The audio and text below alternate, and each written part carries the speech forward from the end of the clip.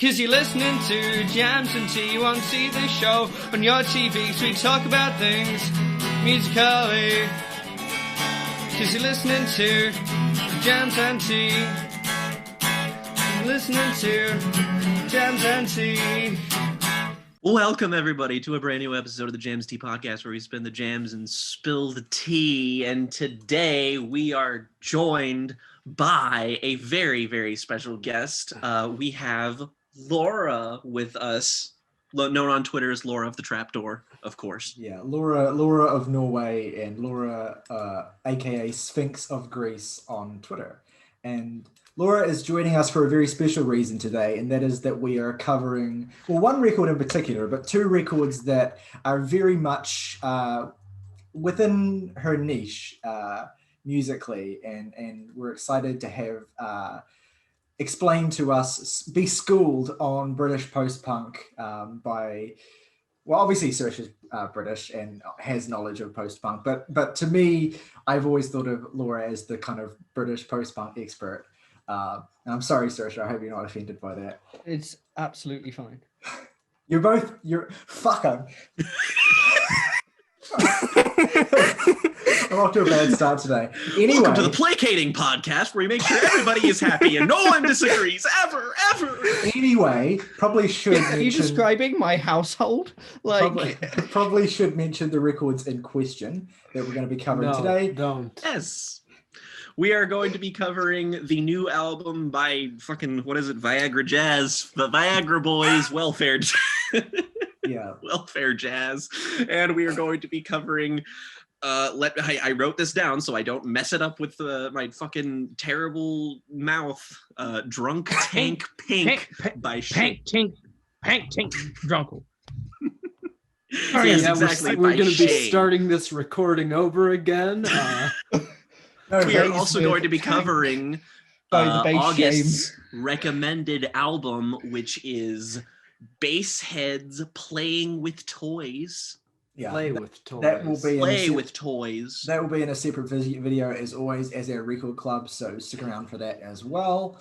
But yeah, today is very much, generally speaking, British sort of arty punky day, and that will be fun to talk about. Family. And so we kick off as usual with what we've been listening to in the last week. And we'll go in our typical jams and tea order, and then Laura, you can chime in as well with what you've been listening to if you want to as well. Jake, why don't you kick us off? Okay.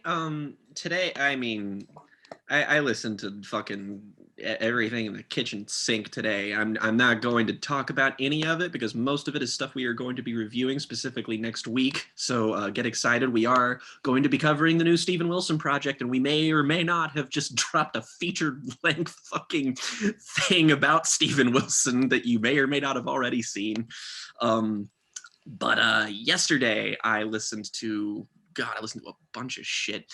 One of them, in terms of new listens, was I finally got around to one of the two Nine Inch Nails projects that was released last year, Locusts, which I really fucking liked it. Excuse me, I guess Trent Reznor's fucking telepathically choking me. Hot.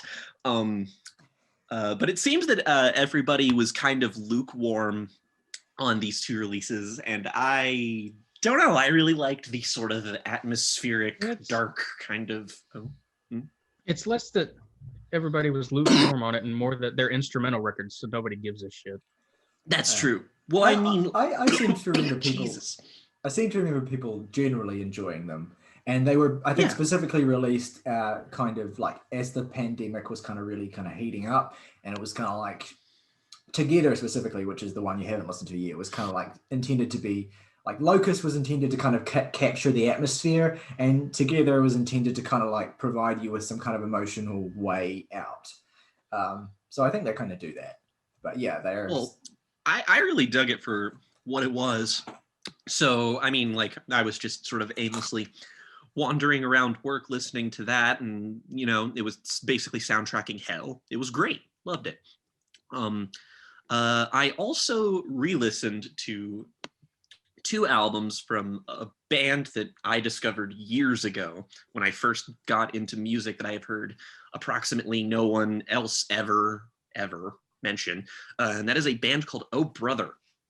They are a fascinating band that started out as a very emo post-hardcore band that eventually grew into like sludge metal, post-rock, alt-rock, all fucking kinds of stuff. They have a weird career, but I re-listened to not their most recent, because they actually do have an album that came out last year that I didn't hear, but their 2016 album Endless Light, which is a masterpiece. I love that album. It is basically like listening to really weird post-rock that makes it sound like you are slowly being indoctrinated into a cult.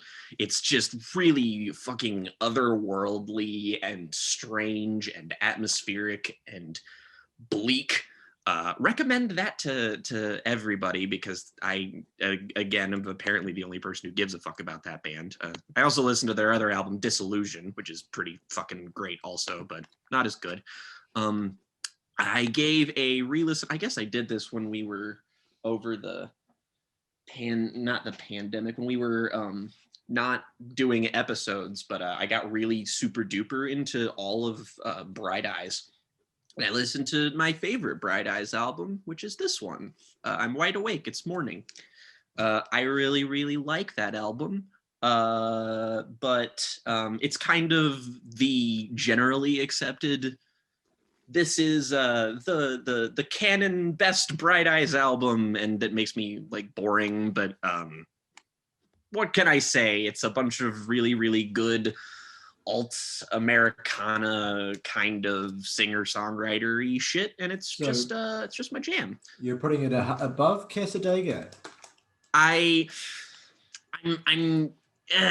it's hard. I'm trying to decide between them. I mean, obviously I love them both very much, but currently I think that is my favorite, but who knows? It's them constantly battling it out, but you know. No. Wide Awake was one of the ones, probably one of the most important ones for me in terms of like kind of maturing in my music taste and kind of appreciating, because I got into Bright Eyes through Fevers and Mirrors and that kind of like really emotionally unstable, like hardcore emo stuff that they did. And then I kind of, as I got a bit older, I started to appreciate the more Americana rootsy side of what they did.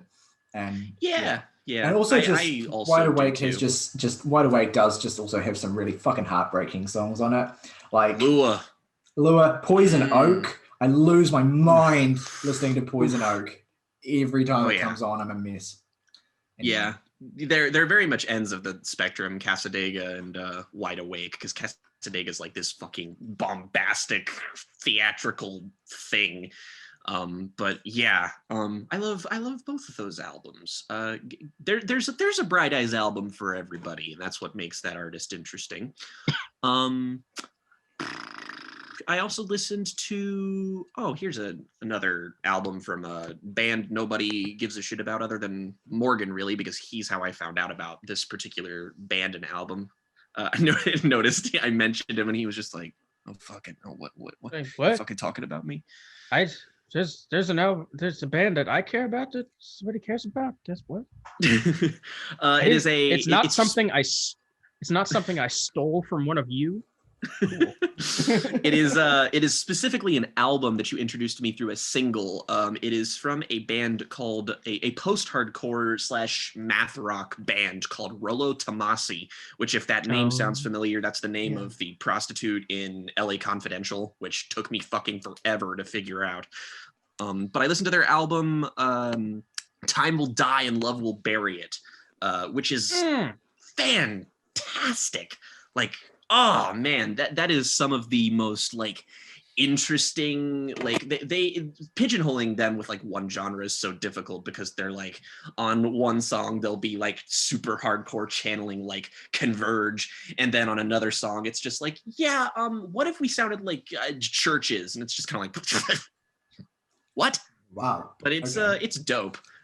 It's really, really good, really varied. It's got some just absolutely killer tracks on there. That's a album I could see Tyler really appreciating.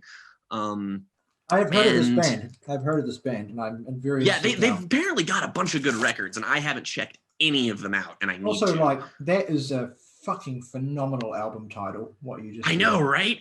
Like, It's wow. dude, when they drop that in, I can't remember which song it is, but he's got like they've got that fucking scream, and then when they just drop the album title, and you're just like, oh, it's no, awesome. I'm gonna be listening to that. Don't worry. And the last two things I'll talk about, I listened to for the first time. I listened to "Damaged" by Black Flag, sort of a punk classic.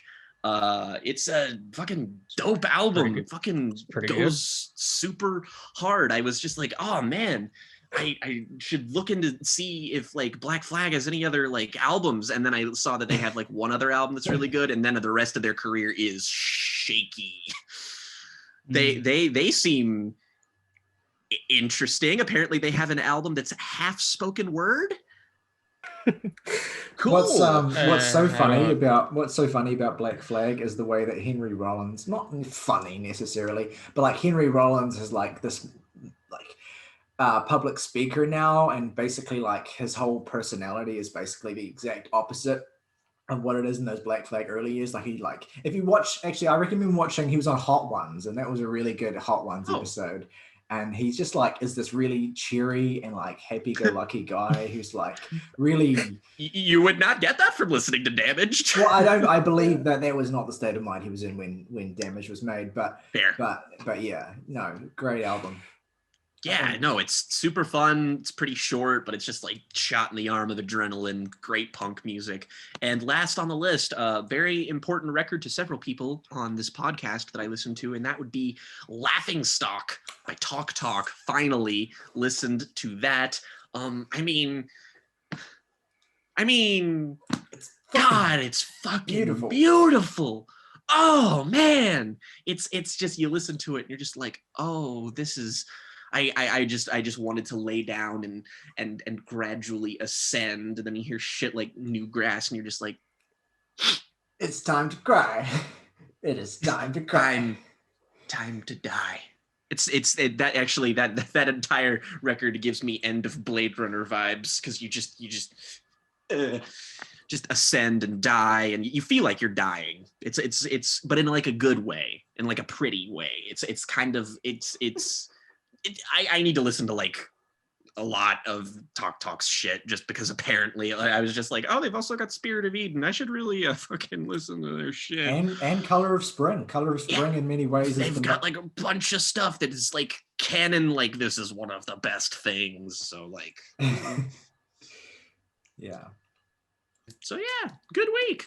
Sick. Nice. All right, August. That brings us to you next. Yeah. So starting things off, I completed the discography of Boards of Canada with their final album, Tomorrow's Harvest. Very tonally dark album. It's quite in contrast to everything else they've done. I think it's a bit lacking in personality compared to some of the other things they've done. Granted, I think like the first song on there has that in spades. I think that's a really good one.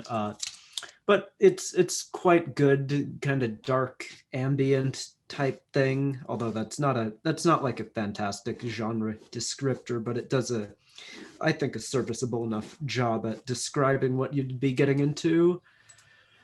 Moving on, something I listened to, which myself nor anyone here expected me to enjoy, The National's Alligator, an album I had an exceptionally good time with. It's very, I love the kind of range of emotions portrayed across it, how it's at in one breath sad and tragic, and in another like just gut-bustingly funny, and or also like happy and cathartic. I really enjoyed the tone of the record, how it really just felt like it could be anything it wanted to be. I think what's his name, Matt Berninger, fantastic vocalist, really good.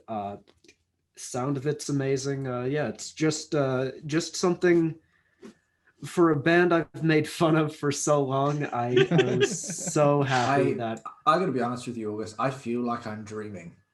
Right I was now. going to say, if you told me a year ago you would hear the words out of August's mouth, Matt Berninger, great vocalist, I would be like, lies. Ooh, Trouble Will Find Me vinyl. Yes. Laura coming in with the Trouble with Find Me. I've got that on vinyl as well. I have all of I them, hate but both of you. I don't. Yeah. Oh my god, that's a great I way of mean, displaying Yeah, your you have records. a there. dope That's looking great. record collection. Yeah, there's 2 more boxes of these just Oh shit. everywhere. I need Yeah. boxes. No, my records are all behind the Oh, here we camera go. because that's just how my desk is set up, so I can't show anything. Yeah. You vinyl show people. everything all the time. That's Yeah. true. Both can be true. No. Anyway, August, you were saying. Yeah, but no, quite unpredictably, I really enjoyed it. I would at least like to dig into some of their stuff in a similar era, because I have been advised that would be Yeah. what I would be most likely to I'll be enjoy. honest. Alligator is the most stylistically diverse album, so I don't expect you to enjoy any others as much as that. But I think you'll enjoy the polish and the focus of Boxer and the more kind of aggressiveness of High Violet. High Violet. Yeah, that's the Those one I two. think he'll like. Just Hey, Violet's fucking the best listen. one. Well, That's that's a good cracking tape. open a walnut. Yeah. We could be here all day debating. Yeah, that. Yeah. no, that's, Possibly Well Beast, but but Also yeah, a good I'll tape. just move You know, on. It's just both of those are incorrect, but let's move on. Yeah. This is a fucking what was it's a record. Yeah. Among the Living by Anthrax. Very one of the kind of big four of thrash. The one who I think are the most in their own lane of the others, because the other 3 are California bands. They're a New York band. Very different approach to thrash metal. They're a very geeky, kind of nerdy band. They've got 2 songs on that album that are just about Stephen King books. Both of those songs are so fun. It kind of falters in the second half with crap like Indians, which is just an awful song. Like, Oh, yeah. like listen to Run to the Hills or something. Seriously. But it's overall a very good experience, maybe a little lacking in production where it really needs it, but I think that can be, I kind of can write that off as just them being a bit more in their own alley, but you know, it's interesting. Kind of, I would like to dig into more of their stuff. Speaking of those big 4 of thrash, Megadeth's Killing Is My Business and Business Is Good, a very good album. Yeah. The speed of it is like just intoxicating. It's something you can just play over and over and over again because of just how wild the guitars and drums are going on that album. It's hard not to get engrossed in it. And already you can see just how much Megadeth have separated themselves from Metallica, like dropping a lot of the explicit progressive rock influence that Metallica has and just making something that is pure speed. It's quite good. Wrapping things up, something that is the opposite of speed, but also about the same runtime. Great, amazing transition. Yeah. No, I know. I'm known for that. But not Boris, but Melvin's album, Bullhead, which contains the song Boris, which Boris the band got their name from. And that's that album is just killer walls of noise for like 35 minutes. And you've also just got King Buzzo just screaming his brains out over these instrumentals. Songs don't mean anything, favorite but it kind. doesn't matter because it sounds so cool. But yeah, that's what I listened to. Check out those albums if you haven't heard them. They're all good. Okay, Morgan. Mainly what I've been listening to is, I can't remember what exactly inspired this, but I've been going back and re-listening to various Foo Fighters albums. Probably partially inspired by the fact that they have a new one on the horizon. Mhm. And like, namely the ones I listened to in full were Wasting Light and what was it? There's nothing Oh. left to lose. There's Laura coming in hot with the Foo Good. Fighters vinyl. Oof. Ooh, Deeply Perhaps. underrated Foo Fighters album. perhaps some might say the best one. Maybe. I might say that. Ooh. Ooh. But also Yeah, Wasting yeah. Light and, you know, when they... Yeah. Color they're in not the Shade. Stadium... They're not stadium rock hell, really. Yeah, quite. Like, at one point it just blends into each other of, like, every single song is just the same pattern and, like, the same rock and roll song. But in the 90s, they were actually quite good. And then I think again, that's in 2011 ones, and then... Yes, I think what you said is true of their best records. That it's the ones where, like, almost all of them have really good songs on them, but their best ones are the ones where all of the songs don't sound like the really good songs on them. Yeah, and also like they had the Sonic Highways thing where they did a huge number that they were gonna do a song for each city, and like we're gonna Oh. record a new, and every single song was like, and, Yeah, yeah. like, All right. we're here in New All right. Orleans, jazz, all of it. The and then, Sonic like, Highways Defender Alright. just logged on. All right. You're incorrect. Just vehemently incorrect. Like, no, what? Re-listen to that. You're gonna just. It was Because when I that's was the like other- really into them in like 2014. Yeah, yeah. I've listened I to them the like same a experience. tons.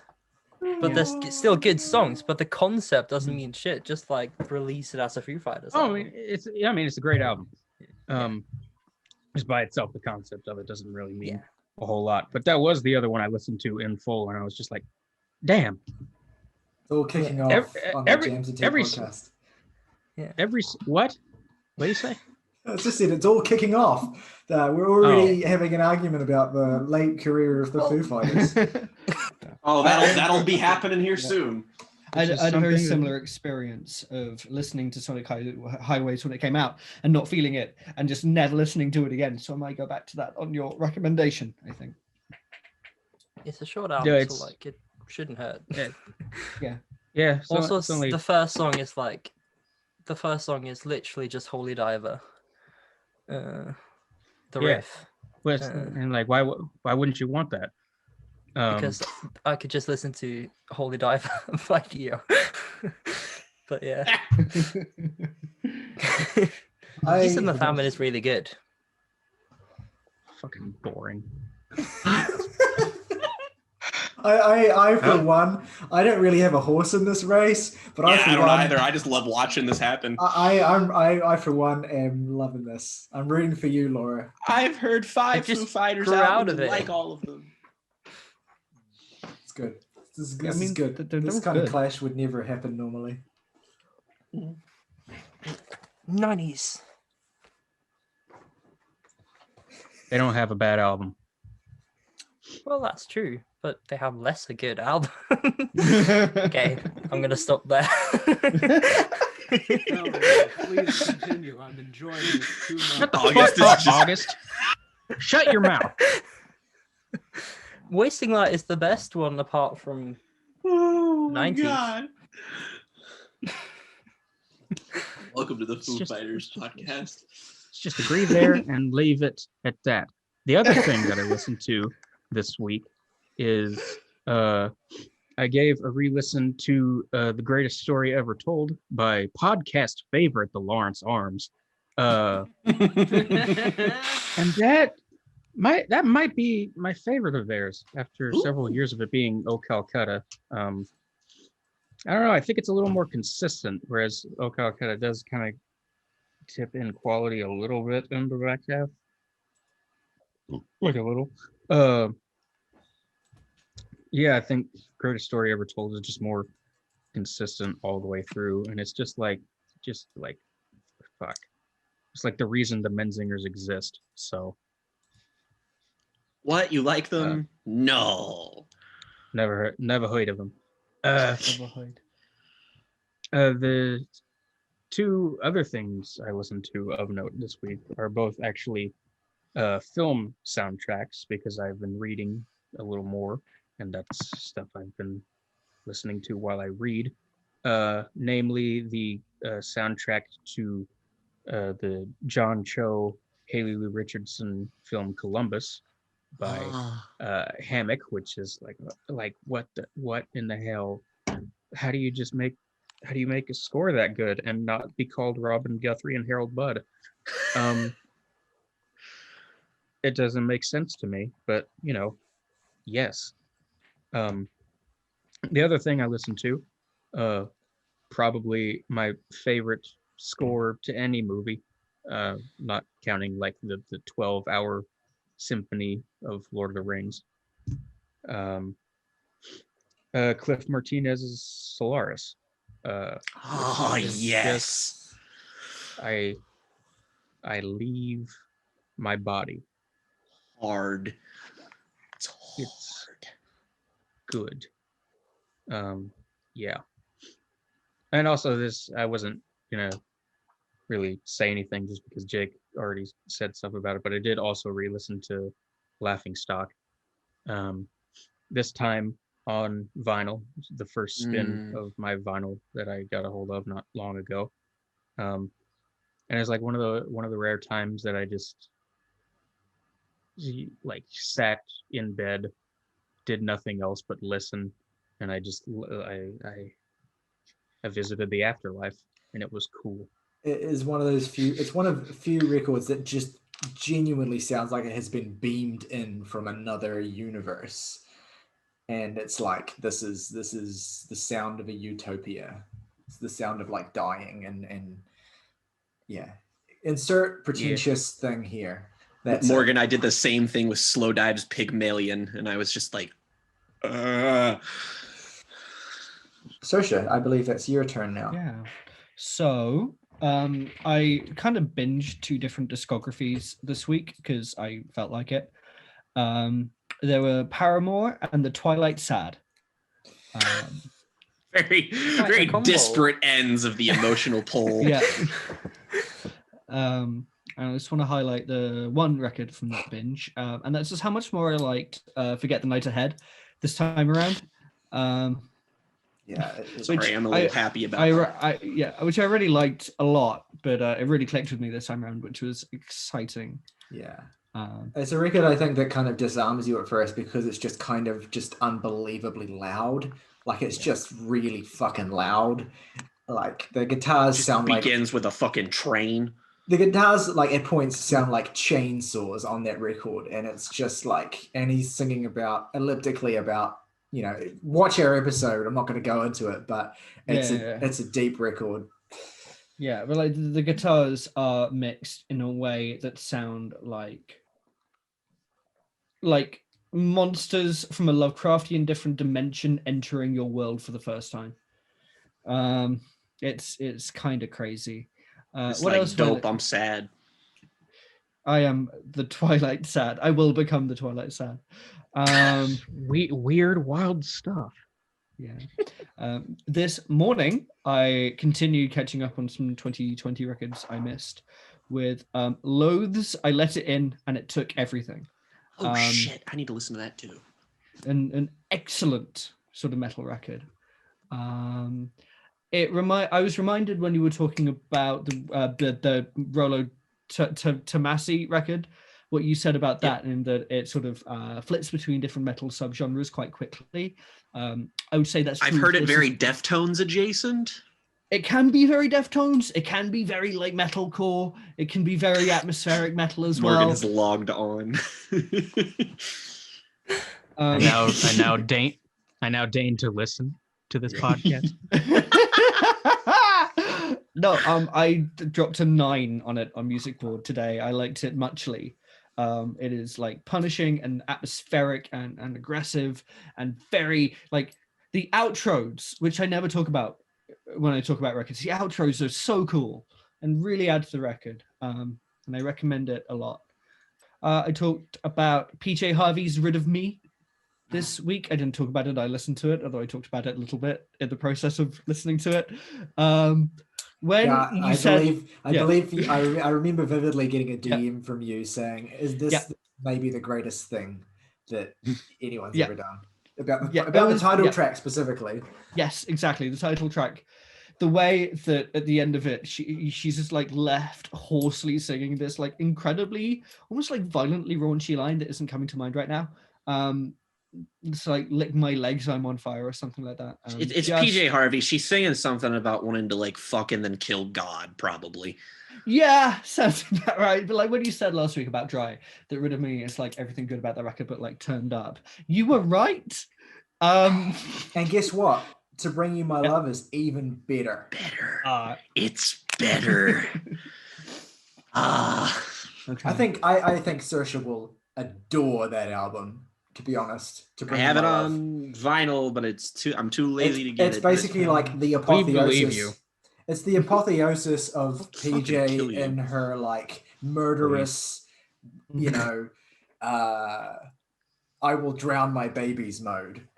Yeah, because I listened to my first experience with PJ was last year when I listened to Let England Shake, which I like very much, but I felt like this is not a record that you'll appreciate more if you appreciate how the artist has grown into the sound to get to this point. Totally, like her early stuff has a real kind of primal feel to it, whereas as she kind of progresses through her career, she gets more. I don't want to use the word like mature because I feel like it's kind of condescending, but like.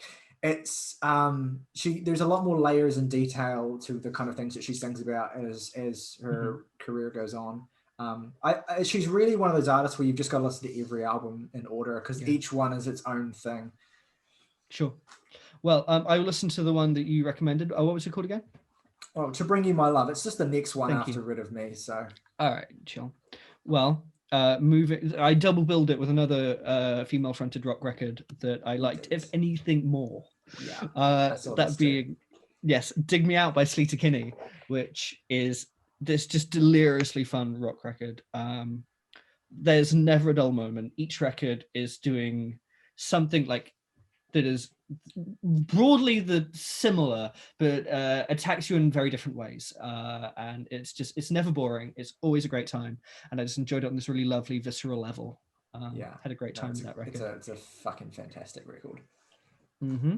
And I didn't just listen to rock, but the last record I'm going to talk about is also broadly within that umbrella. It was classic emo record. Just Go Back from the Discomfort, We're All Right by Brave Little Abacus. Those are Hello, words. August. Yep.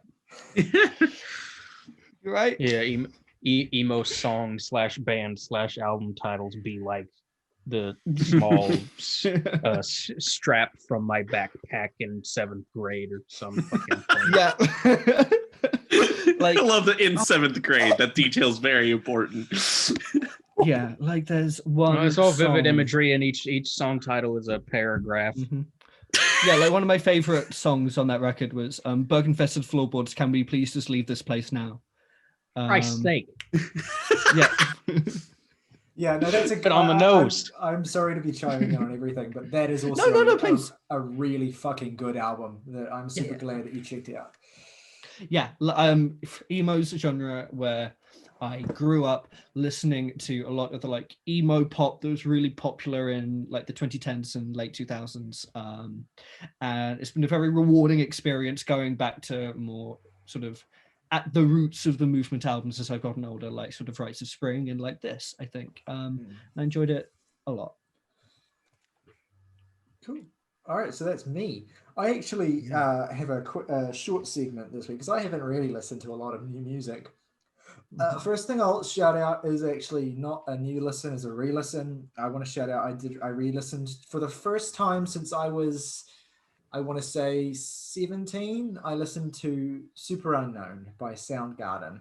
And I always, like, as a teenager, I knew it was a great album. I was fortunate enough to be introduced to Soundgarden by my first girlfriend, and had developed a relationship with that band early on. That is one of the lovely things that I ended up getting to share with you all by coincidence, that we both were super into. But I never really kind of, and I obviously listened to certain songs on Super Unknown over the years, specifically The Day I Tried to Live and My Wave and Fell on Black Days have always been sort of songs that I've loved and listened to every now and again, but I never really sat down and listened to the full record since I was a teenager. And I have to say it was an incredibly cathartic experience. It's like, oh, so what you guys are going to do is you're just going to do a 10 out of 10 song after another 10 out of 10 song. And you're just going to do that and you're going to not do anything else. And you're going to make it 70 minutes long and you're going to make me cry as well. Fun times. Because obviously this also is the first time I listened to this record since the death of Chris Cornell, which added a real a certain dimension to the experience, because it's, I have to say, an unfathomably bleak record. Yeah. Almost all of the songs on the record, if not all of them to some extent, are about wanting to die, dying, death in some way. It's really tough. The opening track is about wanting to kind of crawl back into the womb and die, and it's basically like it somehow manages to sink lower in terms of but that fucking riff. Oh, it's amazing. It's amazing. One of the greatest rock openers of the 90s, undeniably. And I firmly believe I still have to listen to Alice in Chains' Dirt and the self-titled record, but I firmly believe that Super Unknown is the best grunge record that I've heard. That will not change. Yeah, it just encapsulates everything, both emotionally and in terms of instrumental effectiveness and ferocity, but also like intricacy and just raw talent that was kind of encapsulated the whole era. And even though it came a little bit later than sort of the canonical stuff that was coming out in 91 and 92, it still feels like it was wrapping a real bow around the era in certain ways, and I adore it. And I will be listening. I also re-listened to Facelift, the first Alice in Chains album, which was another record I heard as a teenager but never really dug beyond. That's a great album as well. Obviously not on the same level, but I enjoy it a lot. And I listened to the Sap EP as well, which I thought was really good. And I'm going to listen to Jar of Flies, obviously the big one, and Dirt. Probably will have listened to both of those by the time we record next. What else do I want to shout out? I listened to, on the advice of Laura, actually, I listened to Kelly Lee Owens' first record. For those who aren't aware, Kelly Lee Owens is a kind of techno music producer, but kind of like down tempo, really kind of moody stuff, quite minimal. I wasn't super into it, I won't lie, but I've heard really good things about her most recent record, Inner Song, which I know Saoirse shouted out recently in one of these segments. So I'm looking forward to checking that out. I enjoy the aesthetic of Kelly Lee Owens. I just didn't feel that the songs were necessarily consistently there on her first record, but hopefully I'll like Inner Song more. What else do I have to shout out? Really just one more, and it's a pretty big one. It's become recurring for me on this podcast last few weeks to talk about Steely Dan. And we have a winner, Steely Dan! what do you win? It's like you're betting on a certain thing there. Like it's not cool that you predicted I would talk about Steely Dan. I win the opportunity to do He that. went for the effectiveness of the bit, Tyler. I win for the effectiveness of writing Steely Dan in my notebook. Yeah, no, fair enough. Good for you. But yes, I have been, as you all know, I have been going through the classic era of Steely Dan, and with each album, it's kind of been like, okay, so this band is great, this band's amazing, this band's one of my favorite bands of all time. And I finished their classic run with Gaucho, the 1980 record. That was My favorite Marx brother. Hey, that's a good joke, actually. Congratulations. Thank you. My favorite is Carl. Anyway, so Gaucho. Welcome to the Marxist-Leninist podcast. We slowly dismantle capitalism. Yeah. So anyway, Gaucho Through the stock market. No. So anyway, Gaucho is the last record in Steely Dan's classic run. It famously experienced development hell for a number of reasons. And I reckon if I ever decide to subject the group of you to a Steely Dan record club, this will probably be the one for a number of reasons. It is their most difficult album, I think, not in the sense that it's hard to listen to. It sounds immaculate, as every Steely Dan record does, but it's more minimal. It's darker. Yeah, I know they're already a pretty dark band, but it's a very kind of dark and strange record. It has their greatest song on it, which is the title track, and it's just fantastic from start to finish. I have spent enough time rambling about Steely Dan on this podcast, so I'm not going to go any further except to say that it might be their best album, which I was not expecting to say or think. But yeah, and anyway, yeah, it was a pretty uneventful week for me music-wise. So aside from that, which was huge, and I've basically just been listening to that album over and over and over and over and over anyway. But yeah, that's my week, and we'll turn to Laura now. Laura, do you want to talk about anything that you've been listening to, or shout out anything you've been listening to lately? Just listen to a lot of random shit. So I'm just gonna Sawayama. It's very good by Rina Sawayama. Dope. I'm sure you've all discussed it, I imagine. But Don't think we have released before we actually. started. Nope. Yeah. well, Yeah, it Well. came out before we never listen. did get it. No, but like, yeah. It's just good. It's art, pop, mix of everything in one, and yeah, it's good.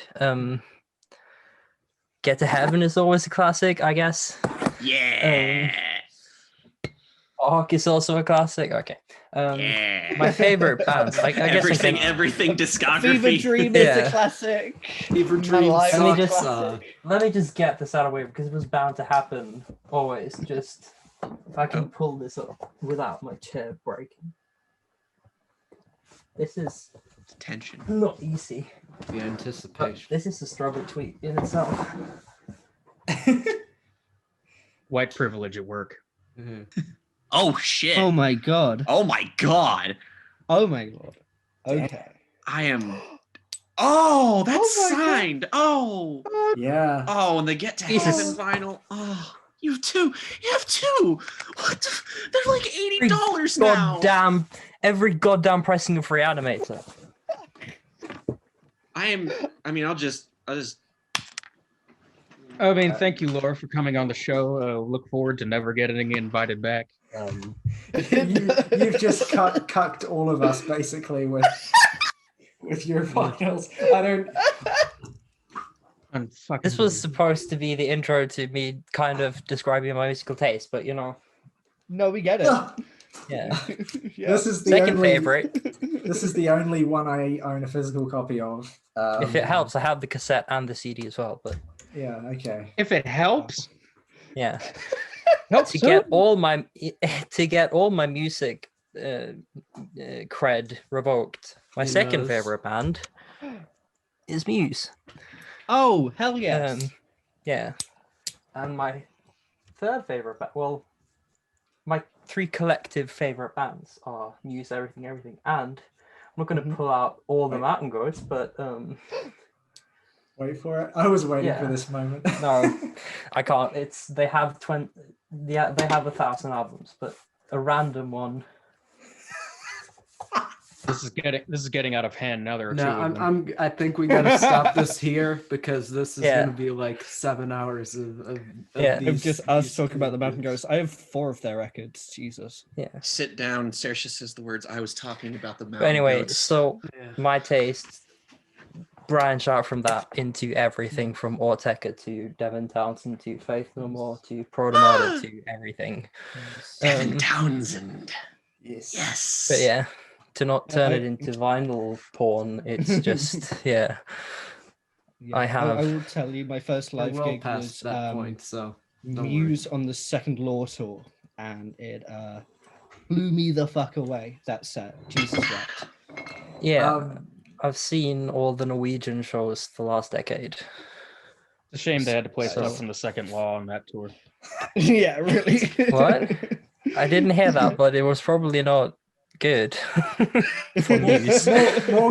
Morgan, not the world's biggest fan of the Second Law. Well, nobody is really, but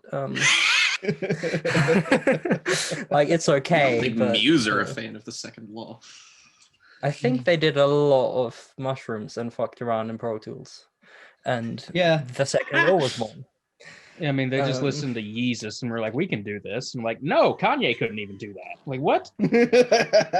Excuse me. This is the first time I've ever heard any Kanye comparison to Muse, but I'll take it.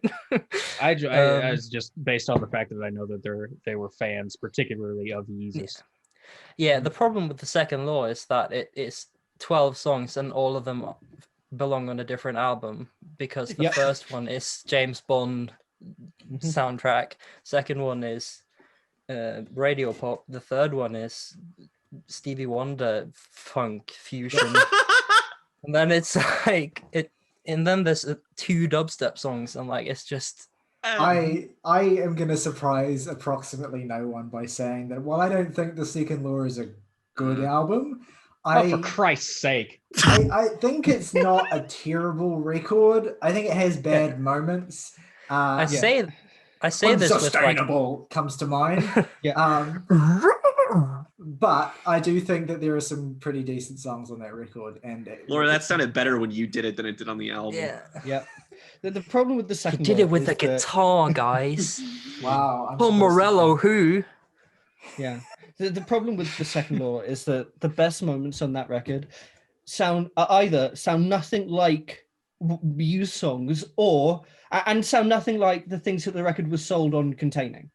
But like post Black Concert Revelations, what do Muse sound like? They just sound like whatever the fuck they want. Like they That just is like very do good point. Yep. everything, Yeah, and that's why I love them. You either but, you stay know, on the ship or it terrifies you.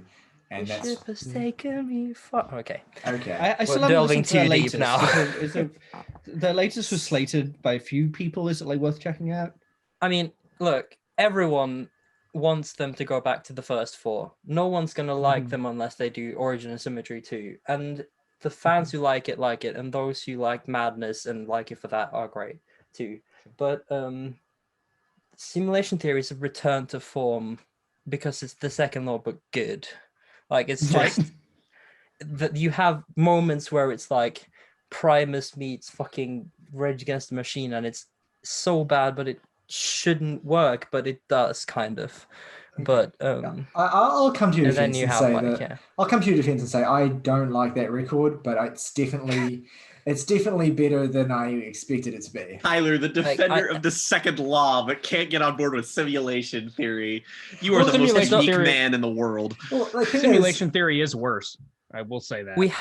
we had drones, and we know what them trying to go back to the roots sound like. oh So God, please let them Drones- experiment Drones rather is my than that. least favorite Muse album. I It's- cannot stand Drones. People like it for the music, but the lyrics are ultra mono level. People like it for of the just- music? Yeah. No, I can, No, but I can like it for, understand like, because it's like big dumb riffs. The, album, the basically. instrumentals, like people Yeah. like, yeah, fucking Rage Against the Machine, but in 2015. And It's just, then it's big dumb like, riffs. The album and it's yeah, The and Wall, but awful. We This live is in a the society. Wellfare. This is why I hate Yeah. music. Yeah. Yeah. No, Can we fair talk enough. about what we're here to talk about? Yeah. Okay. Yeah. On that note, let us move on to our reviews for today, and we're going to kick off with the review of both of these albums we're discussing today are sophomore efforts, interestingly enough. And the first one I'm going to discuss is the new Shame record, Drunk Tank Pink. And so I'd like, since Laura's, I suspect, the most enthusiastic about this record, Laura, why don't you kick this review off by giving us a little context for who Shame are and talking a little bit about the record if you want to.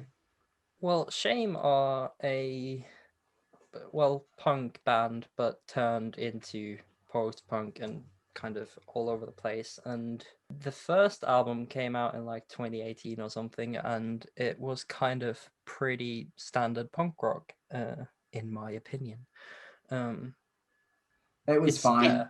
But Drunk Tank Pink, I think, shows a band that are, at the very least, a little more ambitious with trying to expand their sound, I think. There's a lot more variety on this new record and a lot more punch to it, I think, than the first album. If the first album is like punk album, this is like the same, but like elevated with a lot of more inspiration and different kind of sounds. Like it's not just the same punk song over and over. It's got a lot of shit going on. Yeah, absolutely. I think that the record kind of tripped me up a little bit the first time that I listened to it, because I did not really have high expectations for it, particularly on the basis of the first record. But I appreciated that they had this kind of core post-punk sound that was quite driving. And that to me was there in spades on the opening track, Alphabet, which has, again, really solid post-punk, lathered in distortion, real sense of urgency. You get that bass heavy sound. The frontman, Charlie Steen, is mockingly asking, are you ready to feel good? Are you feeling like you should? And the band are delivering this groove heavy and wrinkly, unsettling variant of post-punk. But then you kind of get thrown for a loop a bit, I think, with the way the record kind of switches from there. Because I think Alphabet's fine. It's not an amazing song. It's decent. It does the job of kind of sort of introducing you to the core basics of their sound, I think.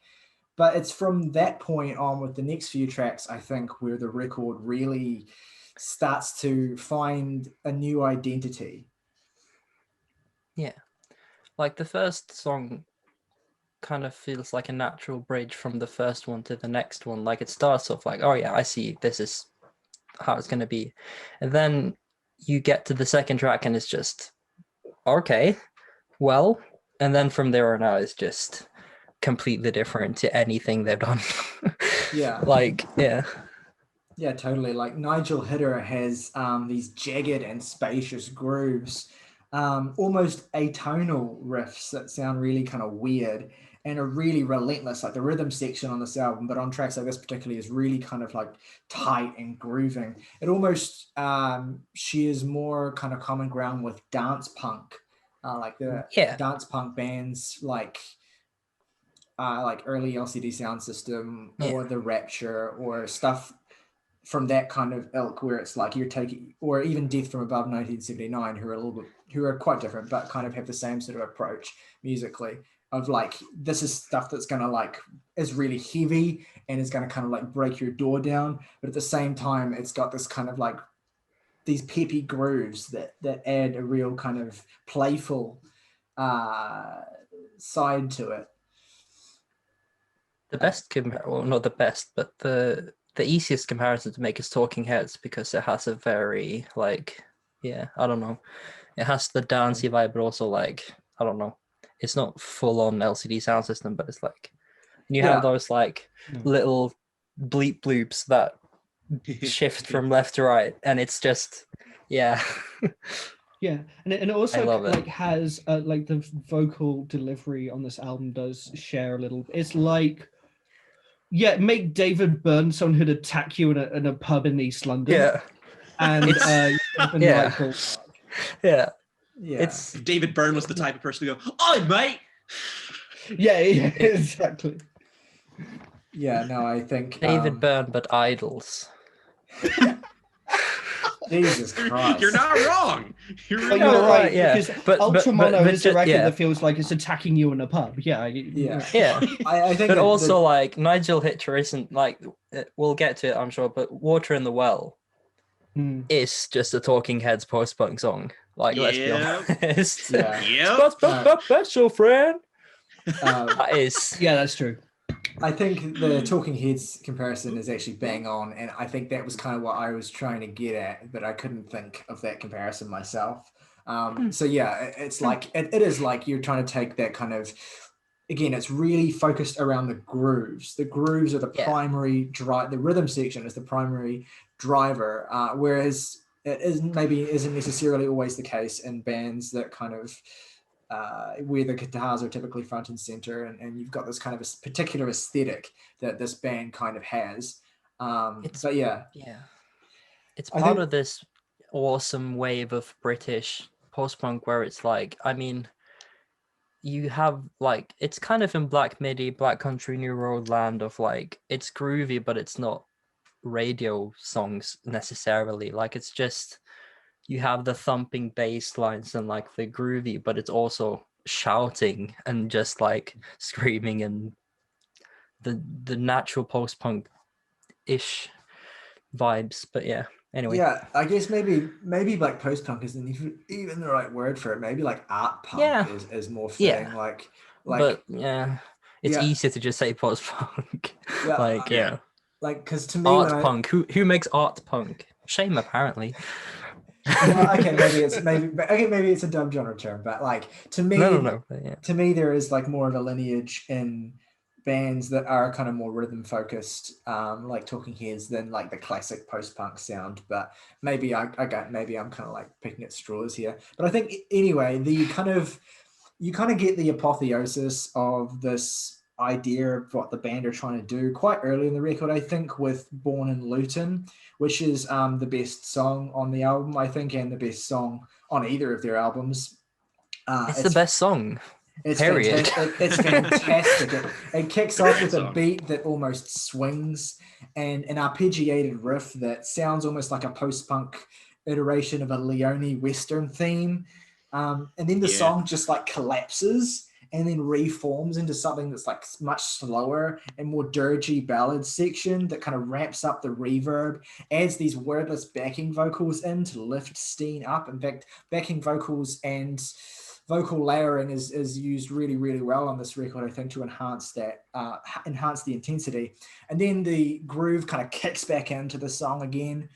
And then the second time that breakdown comes back, the band kind of blow it up to these like stratospheric proportions, and it sounds really gigantic. And it ends the song in a place of surprising grandeur that I would never have predicted this band were capable of.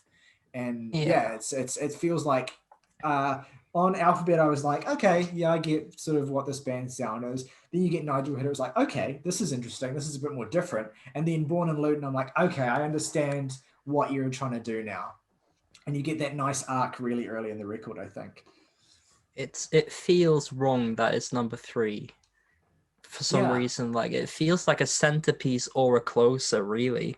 Like, it feels weird that you have a pretty standard Shame song and then some Talking Heads land thing, and then like a massive monolith, and then the rest of the album is kind of never goes there apart from the closer, thankfully, which I think I agree. I think this would be much better suited as a record centerpiece. That's a good point. But I do think that to the album's credit, I don't think it loses steam after there. You've already kind of shouted out Water in the Well, which is right next, I think, and or one of the next tracks, and is a huge highlight for me as well. Again, those backing vocals elevate the chorus really nicely, and the riffs are particularly loud and hard hitting on this track, which I really enjoy.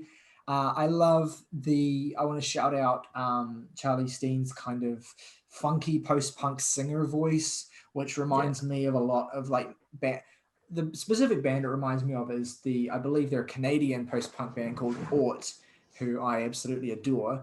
and very similar vocal style, I think. But I do think that, to Shame's credit, they carve out their own kind of identity.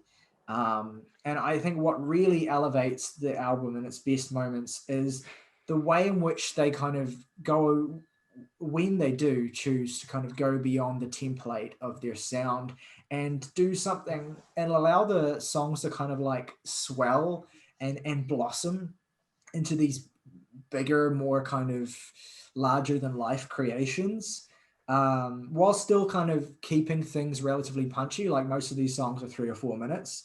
And I think that's that the combination of those two things is what makes the record so compelling.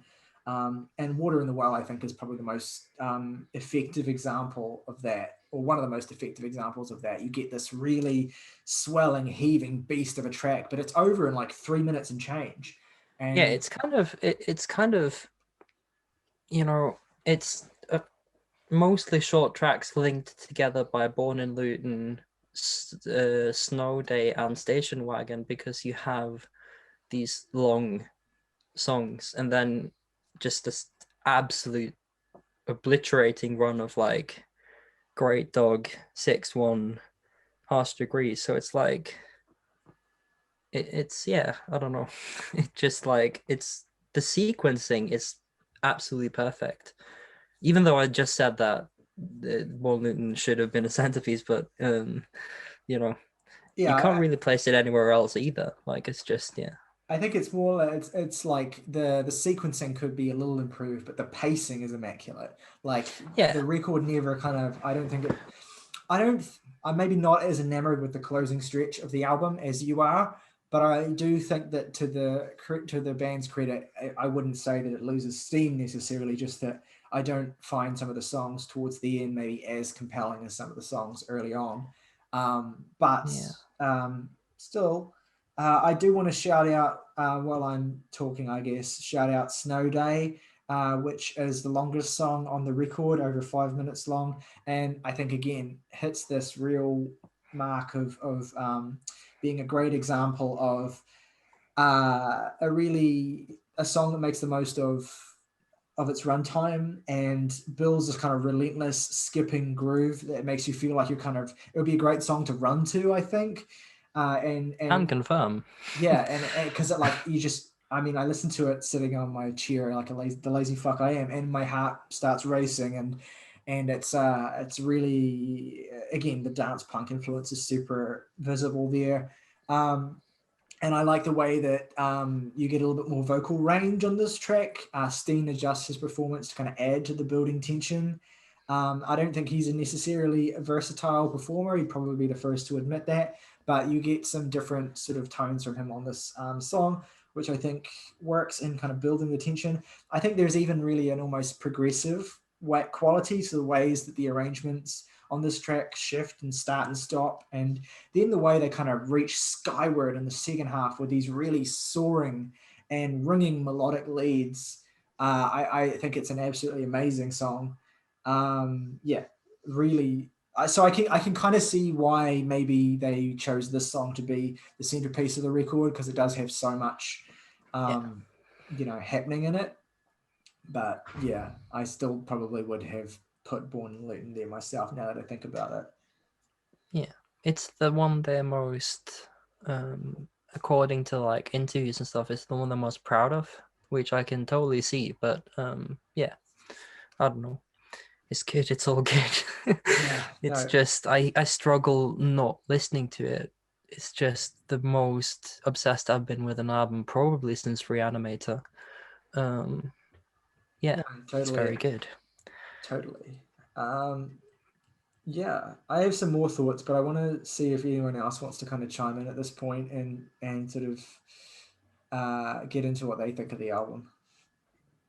So I enjoyed this record quite a bit. And again, we've all talked about Born in Luton, but that is my favorite song on the record by quite a long time, and it's emblematic of a lot of things I like the most about the record. I love the way that this song juxtaposes quite bleak imagery with songs about quite a deeply felt feeling about another person as well. and the way that comes together with whether it's worth a smile or it's worth a tear. I feel both when you are near. But it also you also get lyrics like there's never anyone in this house. It comes together for this quite lovely but also quite bleak portrait, and of course the breakdown is amazing. We have talked about the genre definition for this record. I'm just going to call it post-punk, partly because I feel like it fits in with a lineage of British post-punk very well, I think. If you have seen sort of movies about British music like Sing Street, 24-Hour Party People, or Control, what all of these films have as like a central idea is that music like British New Wave or post-punk or punk full stop are coming out of a sort of like bleak and Thatcherian portrait of Britain, especially in the North and the Midlands. And this record captures that vibe quite spectacularly in ways that I haven't felt as like very deeply felt and as well framed within this lineage of British music since listening to some of the like original stuff. I think it's not to say I think it's a perfect record. There are some songs like Alphabet where I just feel like it's very lyrically insubstantial, I think. Yeah, Alphabet's like just a touring song of like monkey see and monkey dance. Exactly. Like, yeah. It's a song that you play at the beginning to get the audience hyped up for your gig. But you know, when the third track is Born in Luton, and that is a pacing problem because it set such a high watermark at the beginning. It probably would have been better so building up to. That's not to say there aren't any other great songs. I've already talked about Water in the Well, I Love a Snow Day, and Human for a Minute, and of course the closer Station Wagon. But I find the record just a bit spotty, not to say it's ever bad, but the peaks are so peaky that the plateaus feel all the more like troughs, I suppose. Peaks. Hey, one of my favorite songs on that record. And it should be. Yeah. Anyway, also Nigel Hitter is a 10 out of 10 song name because I can only picture someone punching Nigel Farage whenever I listen to this song. It's what you funny you say that because I always read it as Nigel Hitler. That also works. I read that the same way. It's probably intentional, like bit of sort of a bit of a satire. Oh, a bit of cheeky satire from the bit of cheeky. Bet you didn't expect that. But I what is this? I love satire on my post-punk album? What? Political commentary music?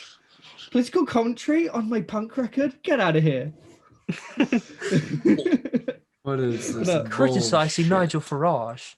Can't be done. Can't do it. He should, if he wants to be a big cop in a little town, he should fuck off the model village. Anyway.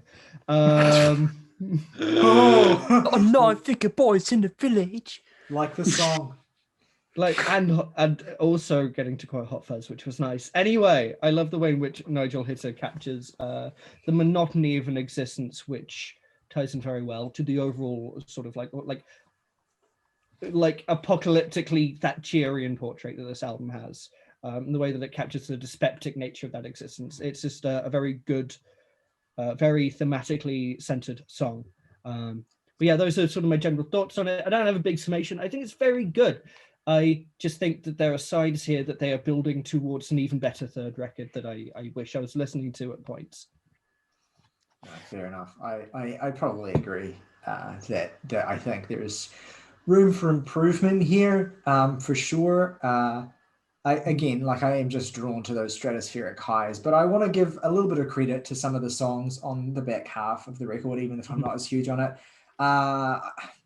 Particularly, I want to give credit to 6-1, which I didn't feel like it really did much to separate itself from the songs that come before. And I kind of do still feel that, but I think it's pretty cool that this was pointed out to me incidentally by a friend, a mutual friend of mine and Laura, who pointed out to us that the title actually refers to the time signature the song is in, which is 6-1, which is an incredibly unusual time signature for a song to be in. Yeah.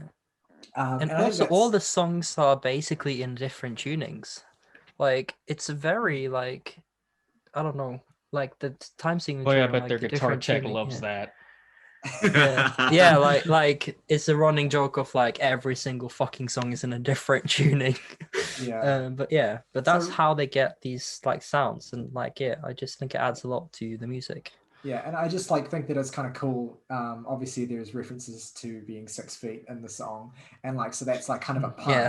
Yeah. So I think that's kind of a cool way of counterpointing the subject matter with the actual way the music's constructed. I thought that was really funny when I learned about that. The only 6'1" person I respect is Liz Fair. I knew you were going to say as soon that. as you started speaking, I knew you were going to bring that Yeah. up. So yeah, no, Liz Fair's 6'1" is obviously a superior song, but that's because it's on Exile and fucking Guyville. Yeah.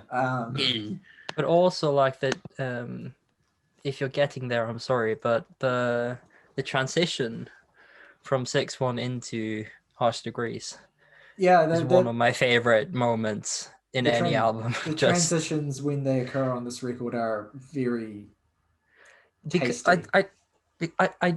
I think it's a bit I mean, think what you want, but it's kind of unfair to like, I don't think you're supposed to like take the back half out of context really to each other. They feel like that stretch of 2 minute songs feel like one song really. Like I wouldn't listen to any of them outside of the context of the album, but when you get them together, it's just like you don't even realize that it's a different song when the transition hits, and it's like that's very fair. I think if I were to be more specific then with the criticism I have, it is that I quite enjoy Human for a Minute, but then when Great Dog comes crashing in, it's like really jarring. I find that those two next to each other, and I get, Human for a Minute is very necessary on the record because you need a bit of a step back from the energetic peak, and I think that Human for a Minute is quite nice. It's downbeat, loping.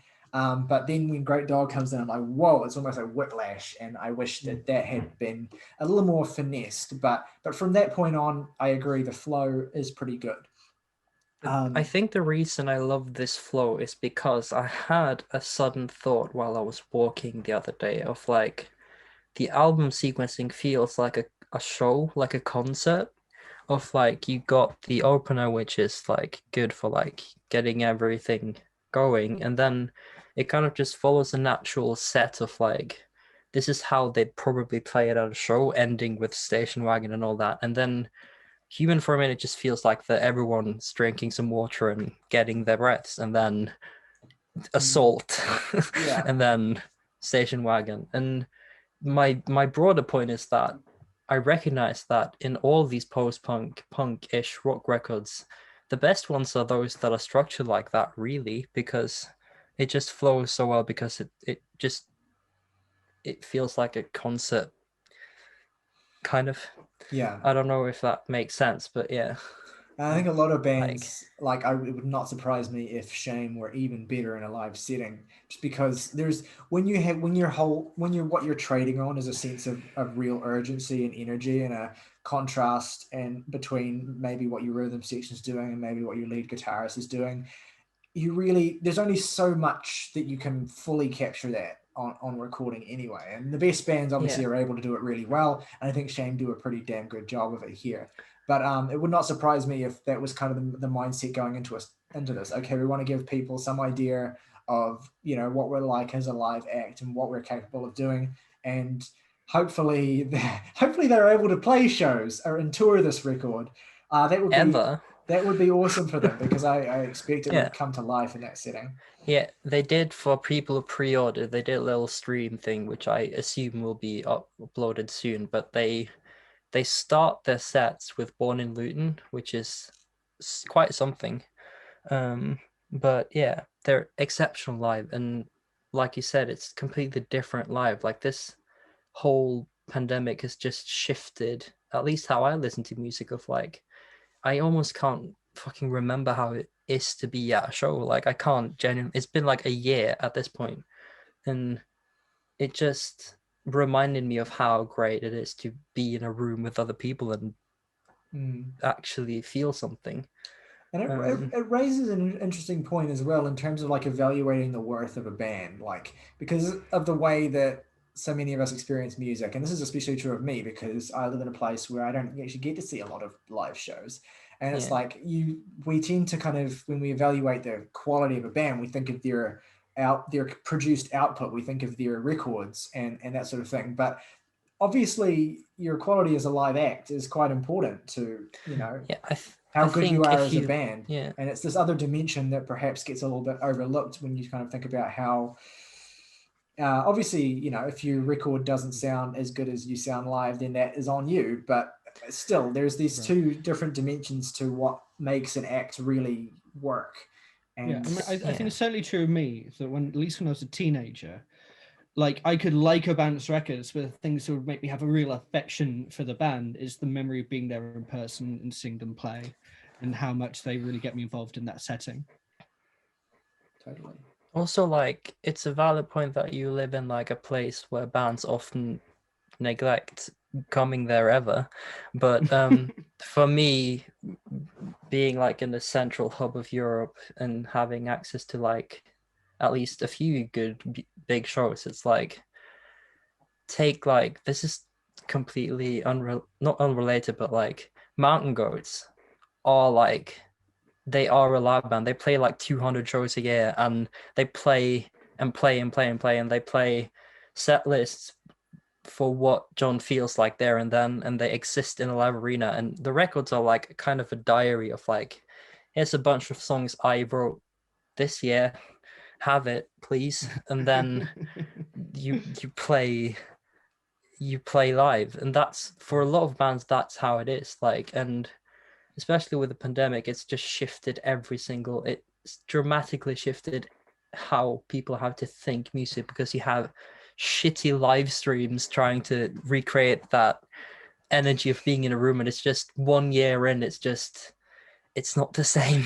Yeah. But then you really see, like when Ultra Mono came out, to open that can of worms, you really felt how just shit it was just listening to that album without any show to go to, and like people being like, yeah, when you had to like analyze what you were listening to, it was just like, this is shit. Like, when you have to think about it, it really just... No, but like, if you see Idols live, you're like, whoa, I can't even hear what you're saying, dude, but yeah. And you're like, yeah. But then I have no idea what the hell you just like, said, but hell yeah, I'm gonna live my truth. But yeah, anyway. No, that's a really interesting shows, point. Man. Very well made. Yeah. Yeah, it's a good point as well. So I fully believe there are some bands that exist in their own minds to play live, and making records is just an excuse to have a reason to do that. And, oh yeah, those definitely exist. Coming from an Autechre fan, it's yeah, well, that's a good point. My favorite artists don't even play material from their albums live. They just because it's impossible to recreate, basically. Anyway, that's notate Let's go back to Shame. I'd like to hear who else wants to chime in on this record and share some thoughts.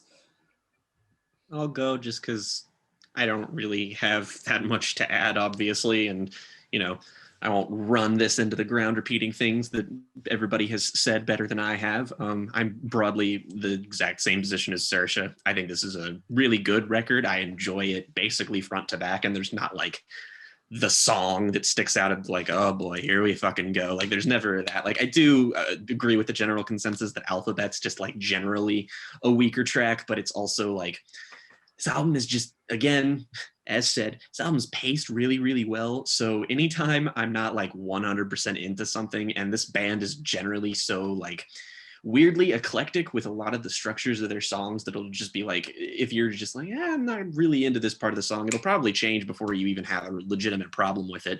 I really just like how it's just sort of an ideal post-punk sound. It's just very like impactful. The vocals hit. I think the production's strong. I'll shout out two songs that haven't really been gone over. I mean, this has been sort of glazed over, but I actually do really, really like Human for a Minute, just because I I like when the band slows down a little bit. It's just a bit more of it kind of blooms in a way that I really, really like, and that I feel like could be explored more on later records. I also really, really like the penultimate track, Harsh Degrees.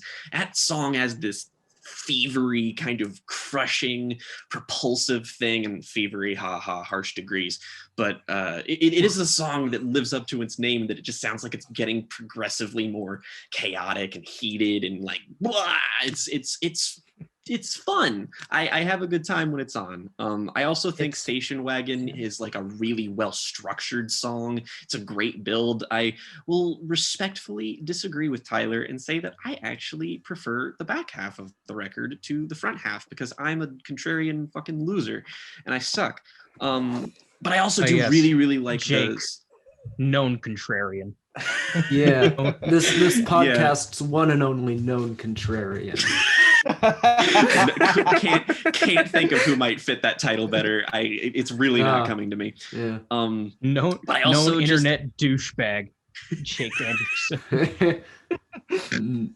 Noted asshole. I do like a lot of, it's a very easy dumb comparison to make, but this does very broadly make me think of Idols in just the very loud, shouty, enunciated delivery, except the best compliment I can pay a post-punk album these days is that it does not make me angry and infuriated. And honestly, there's a lot of sonic ideas that were on Ultramono where it's just like they sort of tried to branch out from a more like natural sounding album, and they went in a direction that has more clearly studio produced electronic stuff in them, and I feel like this album sort of puts those things together a whole lot more successfully, even if it doesn't try it quite as often, and it's just not as garish. It's just tasteful is what I'm saying.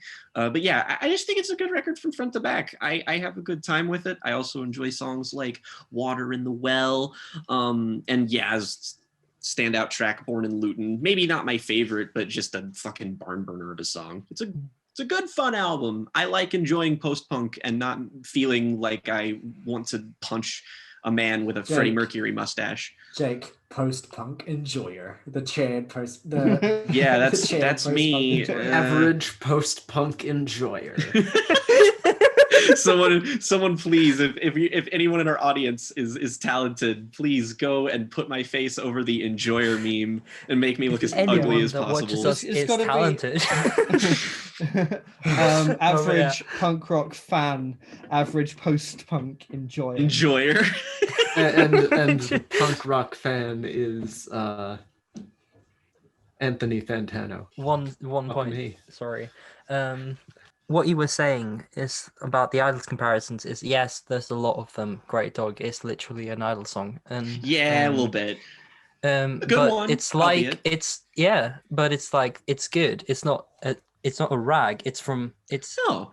Well, I mean, it reminds me of the Idols that I like. It reminds me of Joy as an act of resistance and brutalism. Records I don't hate. Yeah, it could fit easily on brutalism, but my point is that this record kind of, if you're going to be a bit insufferable about it, it's like if they just naturally progressed from brutalism into the next step. That's what this Shame record feels like. It feels like Brutalism 2, but a bit funkier. No, the grooves are a little bit like tighter than Idols, which is probably why I gravitated towards it a little bit more than maybe Brutalism, I'd say, even though I still like that album a lot. Like, this one is just so much more, I don't know, there's a bit more I won't say that it's like busy, because that sort of implies that it's like confused or whatever, but I like Brutalism because it is straightforward, but I like this because it's straightforward but without feeling like kind of dumb. Yeah, it's Brutalism but without the extremely angry men just being angry at everyone and everything. Anyway, August be like, I am just sitting here. Yeah. I don't fucking listen to Idols. Good. You don't. Why should you in 2021, really? Yeah. So this Drunk Tank Pink, I mean, on the basis of production, I think it sounds pretty good. And in terms of the instrumental playing, they've got a lot of talent. Vocally, I think the main guy has a good deal of spunk to him. I guess ultimately how I feel is there's nothing done particularly poorly here. It just doesn't stick out in my memory at all.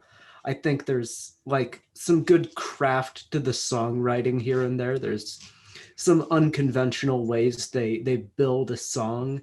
It just fails to really stick out to me in the sea of other like European post-punk bands that are coming out at the moment. That being said, I do enjoy how noisy they're willing to get on a couple tracks here. I forget the one, but it's fucking one of them. Yeah, I know. Yeah, it's one of them. But I'll look this up real quick because I do not remember a single track on this album.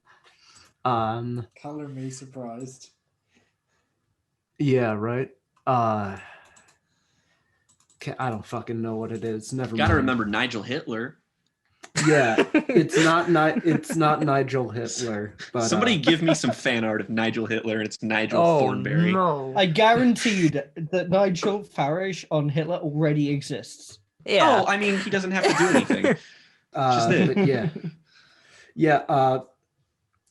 Get Brexit. It just for me is kind of barred from being something I like, mainly by the fact that I can't find it anywhere within my mind after finishing it. Yeah, nothing too deep for me to say, just that I didn't really care for it at all. All right, well that just leaves Morgan, who I feel like could go either way on this for some reason. Yeah. So, It's not the only thing you can go either way on. hey! Now listen. You didn't. Yeah. I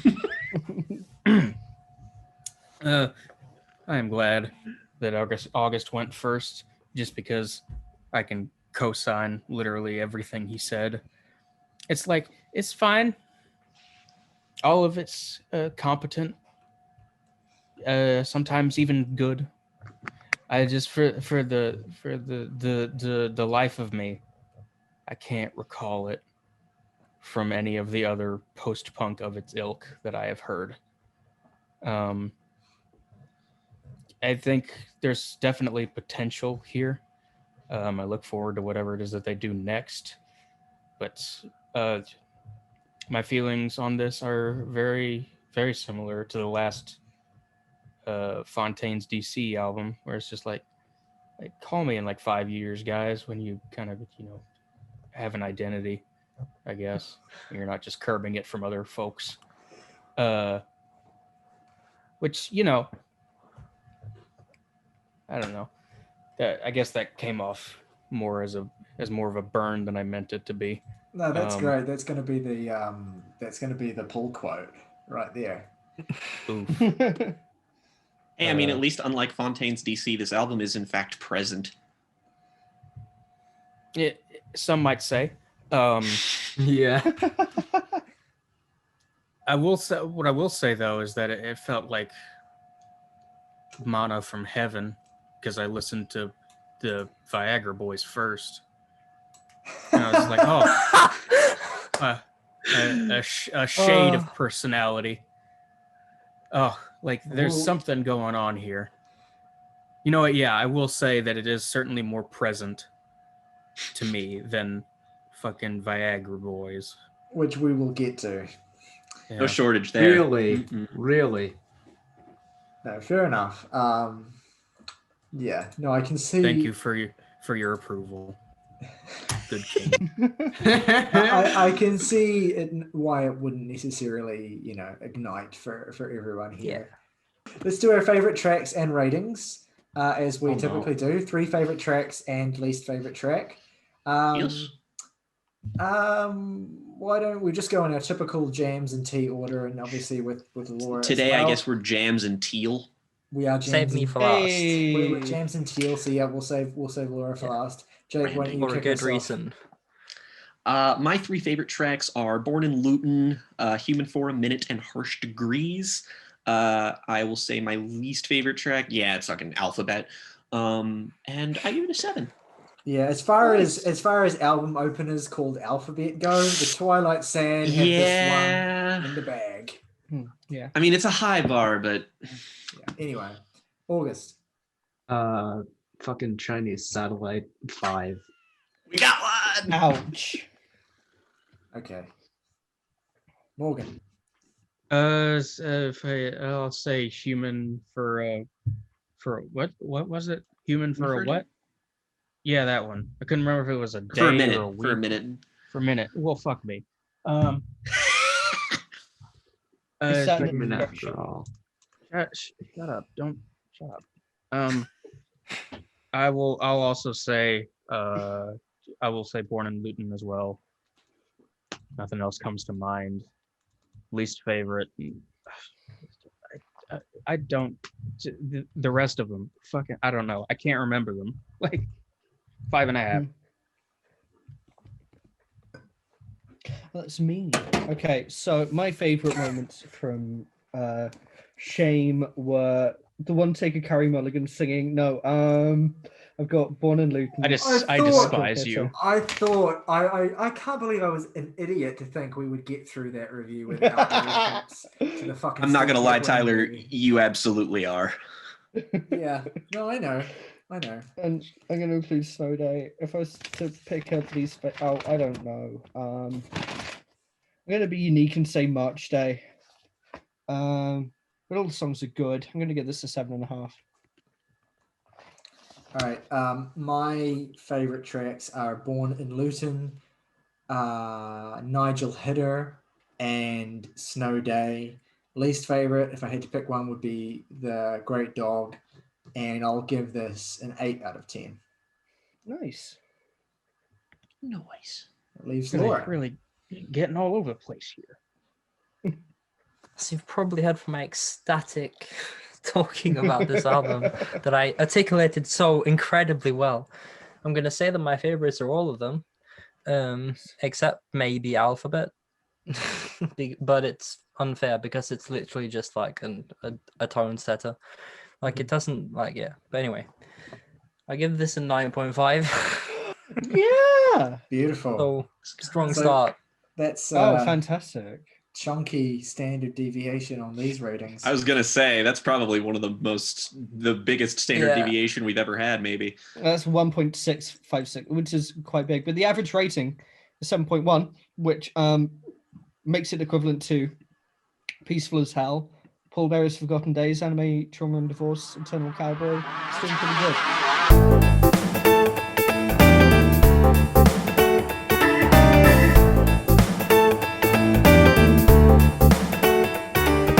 Okay, let's move on now to our second review of the day, which is for the, again, sophomore effort of another band called the Viagra Boys. And the album is titled Welfare Jazz.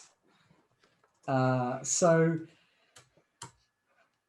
the Viagra Boys.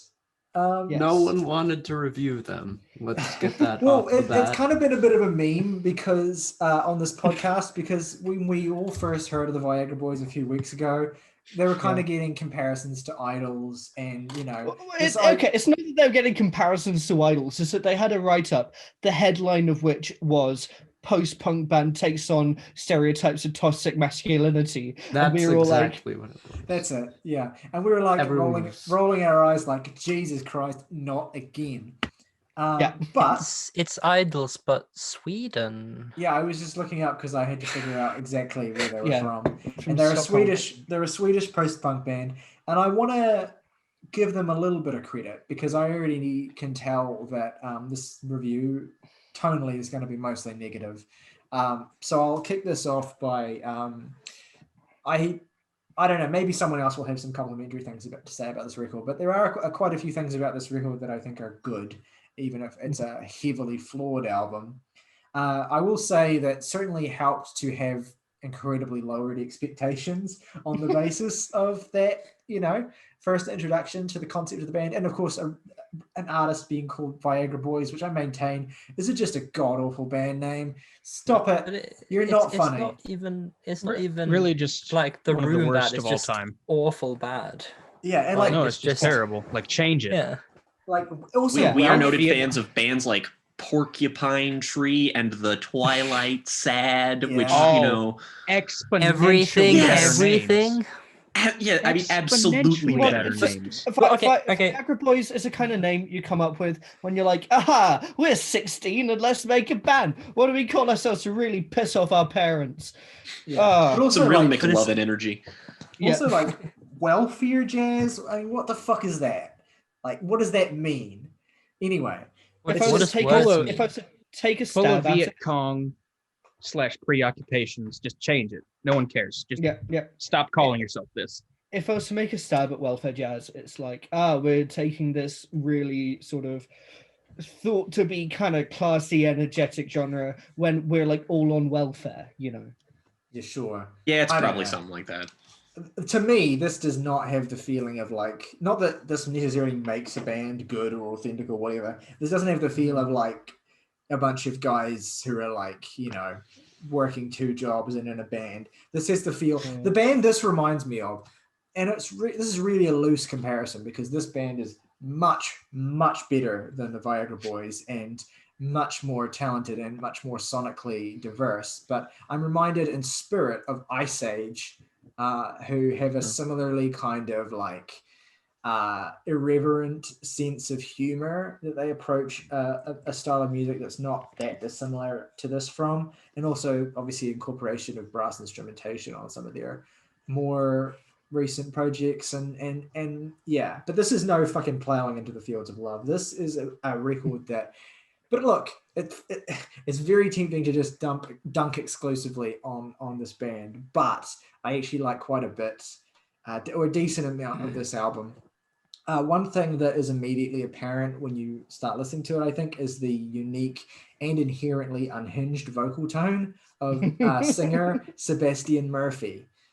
Ain't Nice, which opens the record, is a fuzzed out rock song that benefits from this kind of weird Tom Waits / Nick Cave hybrid voice that Murphy delivers. You can almost, yeah, you can almost hear the spit flecks flying from his mouth as he sneers, "That ain't nice." Ew. The atonal, squalling saxophone that rides the track out gives a good sense of the kind of Rain Dogs energy that the band are kind of approaching their performances with here. But I'm not the only one making Waits comparisons because I was going to feel like an idiot. No, I think it's how do you not make a Waits comparison here? Yeah, I was going to say, good. if anything, it's a bit like, I was worried it was too obvious, but they do really channel that, I think. I want to shout out, I think, one of the funnier moments of this record is Toad, which I think is a hilarious kind of country western / blues parody. The band take their bass heavy punk grooves and they apply them to this kind of jarring pastiche song. I think it's really carried by Murphy's vocal range here. He really sells the performance on this track. And I think I, for one, got really swept up in what he was doing. I found it really funny. And I think, so the record kind of starts off in a really interesting place, I think, with those two songs. And then it just hits this incredible lull immediately. Into the Sun is less successful. It's dirgy. I don't remember it at all. You do get the consistent presence of Murphy's drunkard character, and I do think that it's quite clear that he's portraying characters on this record. It's too fitting that literally like everyone's just leaving one by one, just like yeah. Oh anyway.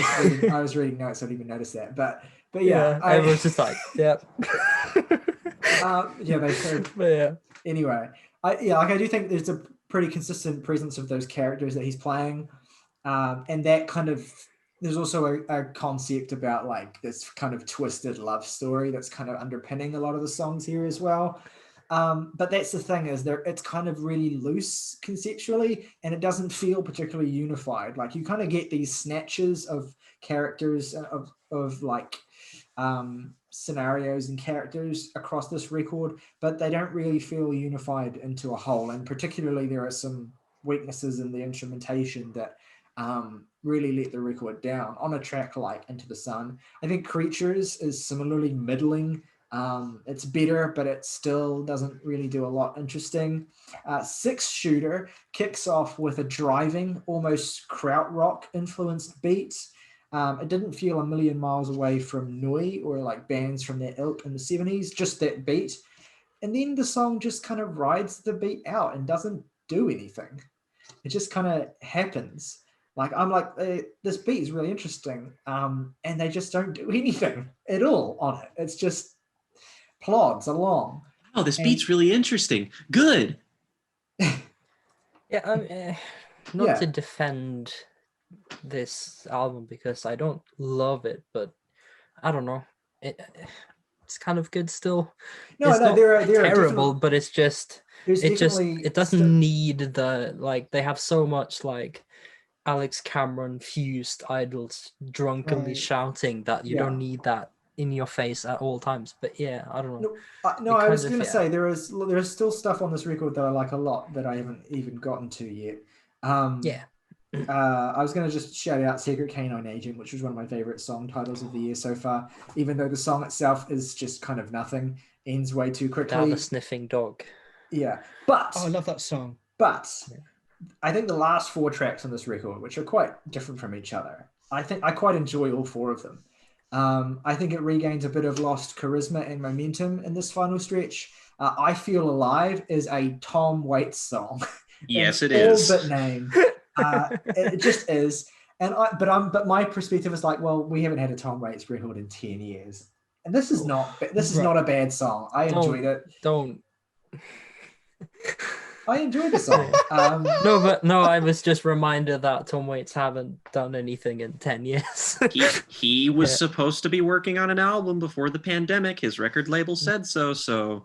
Yeah, hopefully he does come back because that would be amazing. If he doesn't play live, so he should just do it. Yeah. But anyway, then you get, I think, what is the best song on the record, which is Girls and Boys. Yes. And no, it's not a Blur cover, although that would be, but it wouldn't be much. It wouldn't be much. Well, weirder. Thank goodness it's not a Good Charlotte cover. It would be much. Weirder. Oh, that fucking Good Charlotte song, Jesus Christ! It wouldn't be the worst cover on the best cover on the album. Hang on, I'll get to the cover in a minute. Yeah. Anyway, Girls and Boys is hilarious. I think it has practically a dance beat and this serrating bass groove that feels like it's eating away at the track itself when it intensifies. And I love this is one of the moments on the record where I think you get a really funny and just tongue-in-cheek character study. You get this central character spiraling, rattling off a laundry list of complaints about girls, boys, love, drugs, cops, and shrimp. The shrimp thing was hilarious. I laughed the first time. It's delightfully absurd in the best way possible, and I wish I wish that more of the record captured this kind of focused absurdity. To the Country is almost straight-faced and endearing by comparison, but again, I think there's like a satirical edge to this track. Or like not satirical necessarily, but like it seems like a plain love song on the face of it, but there are subtle ways that Murphy kind of phrased the edges of it that kind of clues you into the fact that it's more about a deluded character than someone who, is maybe who we could maybe get on board with. Like the way that he rhymes dirty with dirty in the first verse, and there's occasional moments where he just stumbles over his lines. It gives the impression of a character who's trying to sell this deluded dream of an idyllic life in the country to his lover, but she basically is not even listening or doesn't even know who he is. Like you get this real image of this pathetic character there that I wish was kind of more, I wish came through more on other parts of the record. And then you get the closing track, In Spite of Ourselves, which takes Girls and Boys for a run for its money in terms of being the funniest moment on this record. It's a John Prine cover. And I wouldn't have ever guessed this was a John Prine song because I've only heard his first album and I don't know this song, which evidently was from later on. Is it like funny haha or like... Like it's very funny, I think. But it's the funny in the same Alex Cameron way of like it's not funny as in a joke funny, but it's like witty funny, I guess. Like it's like absurdity. Like it's kind of like gothic absurdity. Like actually, what really got me about this track is that the vocal style on this track it's basically a Ween song, is what it is. Like an early. I was Ween gonna song. fucking say that this whole album where just had moments where I was just like, this just really, really reminds me of the Mollusk. I would say she is more in common with even earlier Ween, like really lo-fi, doing silly voices Ween. But I like the way this track kind of gives a grimly twisted happy ending to the record. And I say happy ending in air quotes. It has the same absurd sense of humor as the other best songs. And I'm like, when I get to this final stretch at the end of the record, of those last 4 songs, I'm like, why can't more of the kind of cleverness and genuine humor that I find in these songs anyway be more present on the record? Because so much of the rest of it is just middling and it not even just barely there. I do think it's a playfully fun record, and it's clearly trying to poke fun at a particular storytelling tradition, like the hackneyed love song, the barfly who's, like that Tom Waits thing. And to the band's credit, I do think that in the best moments of the record, they do that well. What lets it down, though, is the other moments where these ideas and their execution feel half-baked, content to revel in absurdity without actually infusing it with the emotional grit you need to make that absurdity stick. Or other points, like, again, on Six Shooter, where they just let the instrumental amble along without staying locked into it or doing anything interesting with it. I think this would have made a killer EP if they had taken the Ain't Nice, Toad, and the last 4 songs and just made it an EP. I think that would have been really good and it would have showed promise. But somehow they managed to make an album that's 40 flat minutes feel bloated and unfinished.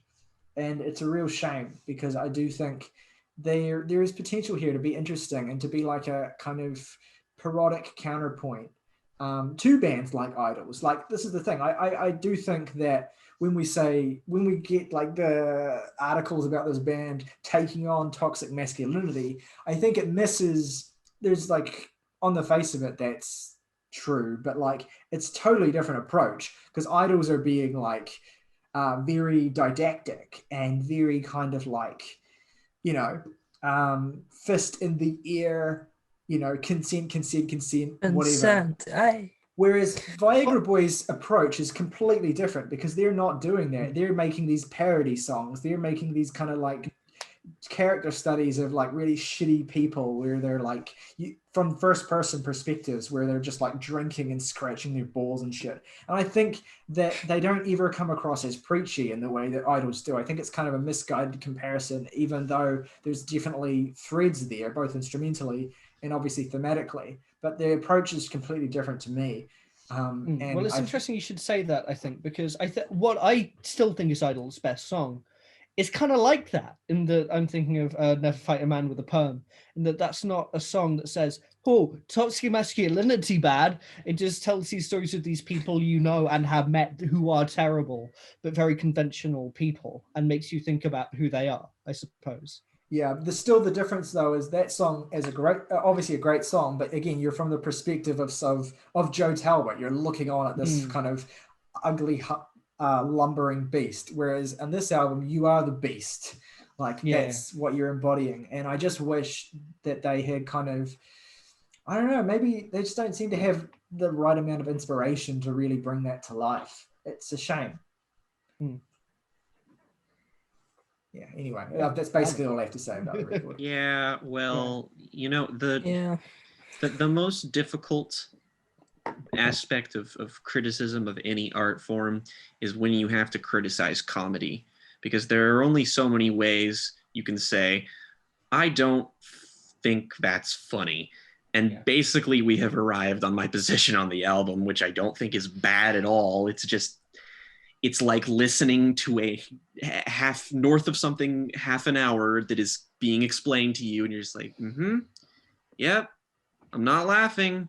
I feel like a fucking boring asshole, but this just really doesn't do it for me.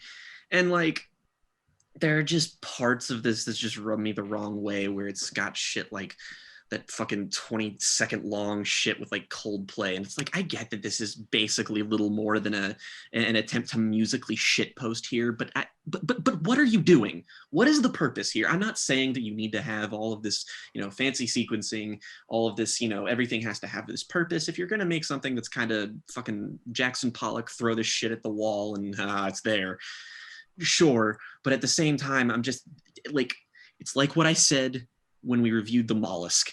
And I'm just like, there's so many moments on this that just feels like a bit that goes on for way too long. And it's a problem because the musicians here are obviously not as good as the musicians in Ween. And this album is 40 minutes long, and that's one bit. And the whole, like, there are lots of comparisons you can make. There's stuff like Tom Waits, there's stuff like Ween. You can sort of pick in and out where they're just deciding to cover along the genre spectrum. Like I like moments like the opener, Ain't Nice, just because it is direct and it's loud and it's angry, but it's a funny song. It's a dude bragging about being a fucking loser and just being like, oh, I'm not nice, blah. And it's like, it's funny. I like that joke. And then the other, it's just like, God, fucking shrimp, glub, glub, glub. And I'm like, cool, man. I don't, like, okay. I'm not asking for fucking George Carlin here, but if you're not going to present me with music that I find particularly compelling, you could at least make me laugh. And the whole project musically is just all fucking over the place. It does remind me of very specifically Swordfish Trombones, but when I listen to it again, like the thing that this like is the most comparable to me in like basically every way is Foreign Affairs, the Tom Waits album, also known as easily Tom Waits' worst album because he sounds like a drunken fucking moron for the entire duration. He's just like, I'm gonna slur my words and make a Tom Waits song, and this is just basically that. But it's like, oh no, it's a tongue in cheek, and I'm just like, well, I fucking bit my tongue off. Then, at least Foreign Affair has Burma Shave, which is a great song. Yeah, I mean, this album does not have its Burma Shave. It doesn't have the title track either. It's just like, I don't know, man. I don't want to come across as a fucking boring stick in the mud, but at the same time, I'm just like, well, you know what? Maybe you should have been funnier. And the musical ideas, they aren't. I agree with you, Tyler. There's a solid EP of 15-20 minutes worth of material, and about the remaining half of it, which is mostly indisposable. I get that the point might be like, oh, it doesn't really have a focus. It's got that sort of umbrella art punk kind of vibe, but at the same time, it's just like, it also just sort of feels like an excuse for them to just make songs that sound like fucking whatever. And if you're that's your game, that's your game.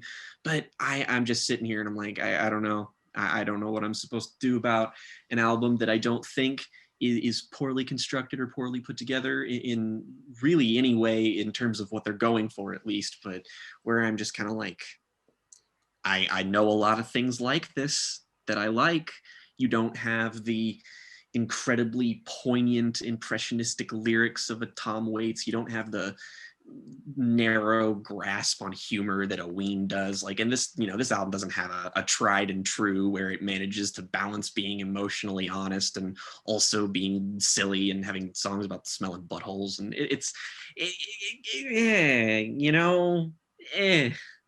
it's not my cup of tea. Well, no, but yeah, I mean, I'm probably like Morgan is with Shame on this one. I can't remember anything other than the three. Like, I can remember stuff, but I like the only thing I take from it is that Girls and Boys is a really good song, and that I like the last cover because I fucking lose it with that auto-tune, which is just the worst thing I've heard in my entire life, but so good. Like, it's just like, because he has to sing properly, but he can't sing for shit. Like, he just has to yell. So it's like, Like it's just I completely it's agree. the greatest shit post. Yeah, exactly. I yeah. completely agree that it sounds awful, but I also think it's unironically awesome. That song. Yeah, same. But Because like it's the worst in the best way possible. It just is a Ween song. Like it just is an early Ween song. That just is There's a what lot it of is. Ween in this. It's in this Like podcast now. that I believe yeah. that auto tune is Yeah. intended to make the voice sound like Ween. And I think they tried it and then went, okay, this isn't pleasant when you're trying to sing it. So like let's try and pitch shift it. And then like that sounds kind of stupid. And then I think it's like also intended all sat there like, And then one of them like try pitch rate a bit more. And then like okay, that's kind of And then they just like but what if? What if this but more?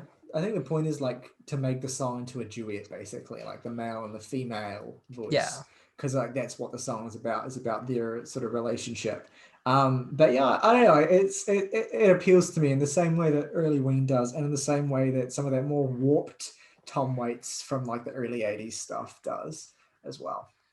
But it's a rare moment on the record where it works like that. To me, it feels I've listened to Ween and Tom Waits, but I don't know enough to be like compare it to like I like the Ween that I like and I like the Tom Waits that I like, but I haven't like heard all of it. But the best comparison I can draw is Alex Cameron, like the character driven, like it's the douche that like first person I'm a fucking moron completely, and then like that just for 40 minutes over and it's Marlon Brando for 40 minutes of just I'm the asshole, lol. And then like okay, those Alex Cameron records are great because the songs are really amazing and they sound great, and there's a real synergy between the kind of warped like twisted sounds that are kind of at the surface of those songs and the character that he portrays, and they're really tight records, and you get the hooks stuck in your head on those albums. And like Alex Cameron running out of luck feels like songwriter. The greatest song of all time while you're listening to it. And this record has none of that. Because Alex Cameron's a great songwriter. You ever think Alex Cameron was just like, yo, man, I really, really love Frank's Wild Years. That's going to be my whole career. And then he just did it. That's definitely another good Waits comparison. But I'd have to listen to it more to like kind of really get into it, because I can't remember anything outside from the beat and Girls and Boys right now, and the autotune. Honestly, all I want to do right now is go and put on Miami Memory. What an album. And then put it straight off and put on False Witness. Exactly. This is my hot take, but Miami Memory was not good. You're wrong. How does it feel to be wrong? Tyler, you're wrong. This is my hot take. Miami Memory is better. No way. They're not like measurably the different. Alex Cameron Power Hour. They're not measurably different to me, but Jumping the Shark and Forced Cameron are just amazing pieces of 2010s songwriting, whereas Miami Memory was just like, I don't know, it was really disappointing to the point where I just like, I don't know, it felt kind of, to do a really far-fetched thing, it felt kind of like Idols, with the two first ones being great and then the third one's just the same but worse.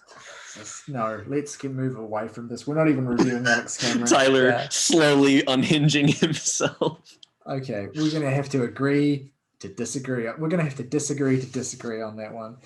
At least we love Autechre. Hey, we do. Dry Riptide, good album, right? Anyway, let's go back to I was going to say Shame. Let's go back to Viagra preferably Boys. Shame. Let's go back to Viagra Boys. I'm very curious to hear from August in particular, actually, with regard to this record. I think your perspective will be interesting. Welfare Jazz. first thing is I kind of find myself enjoying the diverse array of influences that go into this album. I mean, there's, some like dance stuff, like hip hop, jazz, even country. I think that's all very cool. As I'm sure has already been mentioned, the execution of these various ideas can drastically vary and sometimes not even be entirely consistent. The opener, though, It's Nice, I think, is this really cool fusion of this kind of synthy dance punk almost, which then gives way to this jazz part towards the end. I thought that was a very sublimely executed transition.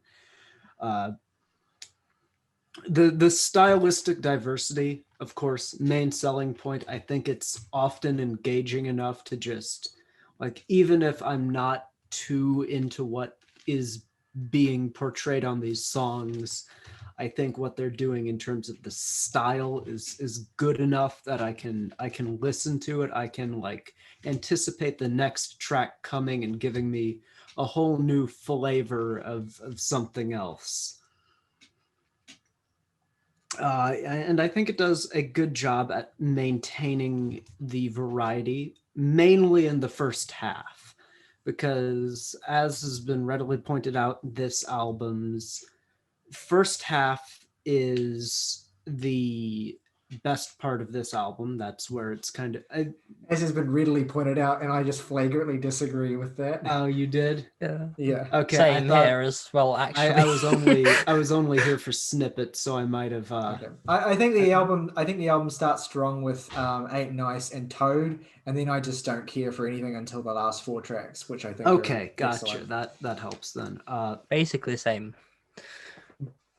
But yeah, I think the main issues of this album are quite obvious, quite apparent. I think the lyrics are just way too samey. I mean, I can typically distinguish a song by its instrumental ideas and what it's presenting sonically, but the repeated attacks on this particular one character the album is building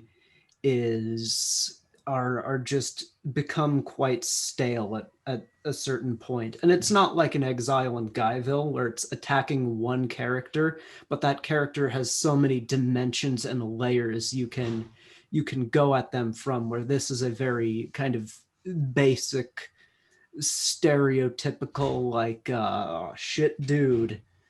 And not that there's anything wrong with attacking that, like Exile in Guyville. That's an album that does a lot of that same thing, but never gets caught up in doing exclusively that. It has songs about other things and just other aspects of things. I thought the comment comparing this to being one big bit was quite apt. Yeah, pretty quickly, the instrumental pastiches, I feel, just become a bit of a novelty by virtue of them consistently being in service of nothing that's too new or too creative in the context of what we're getting on this album. Yes, I, of course, find the second half far less interesting, far worse. I think the song I Feel Alive is particularly grating. I could not stand it. It just went on for decades of my life, it felt. Silver Medal, of the worst songs, I think, go to the Country and In Spite of Ourselves. You're just listing off my favorite songs on the record. Yeah. Well, this is fun then. Newsflash. Tyler likes dog shit.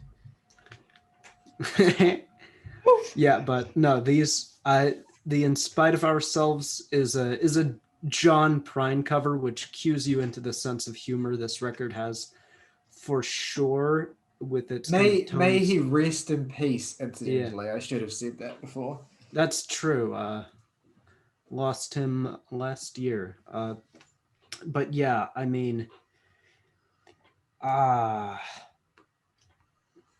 Yeah, it's just such a topically focused album that it just becomes stale after so long. I mean, all that being said, I think there's a good deal of bite to what's going on here, and I think the craft on the best moments certainly speaks to some great potential with the band being able to pull something out really great. And maybe if they limited themselves to like a smaller like 8-track kind of EP format, it might even be amazing.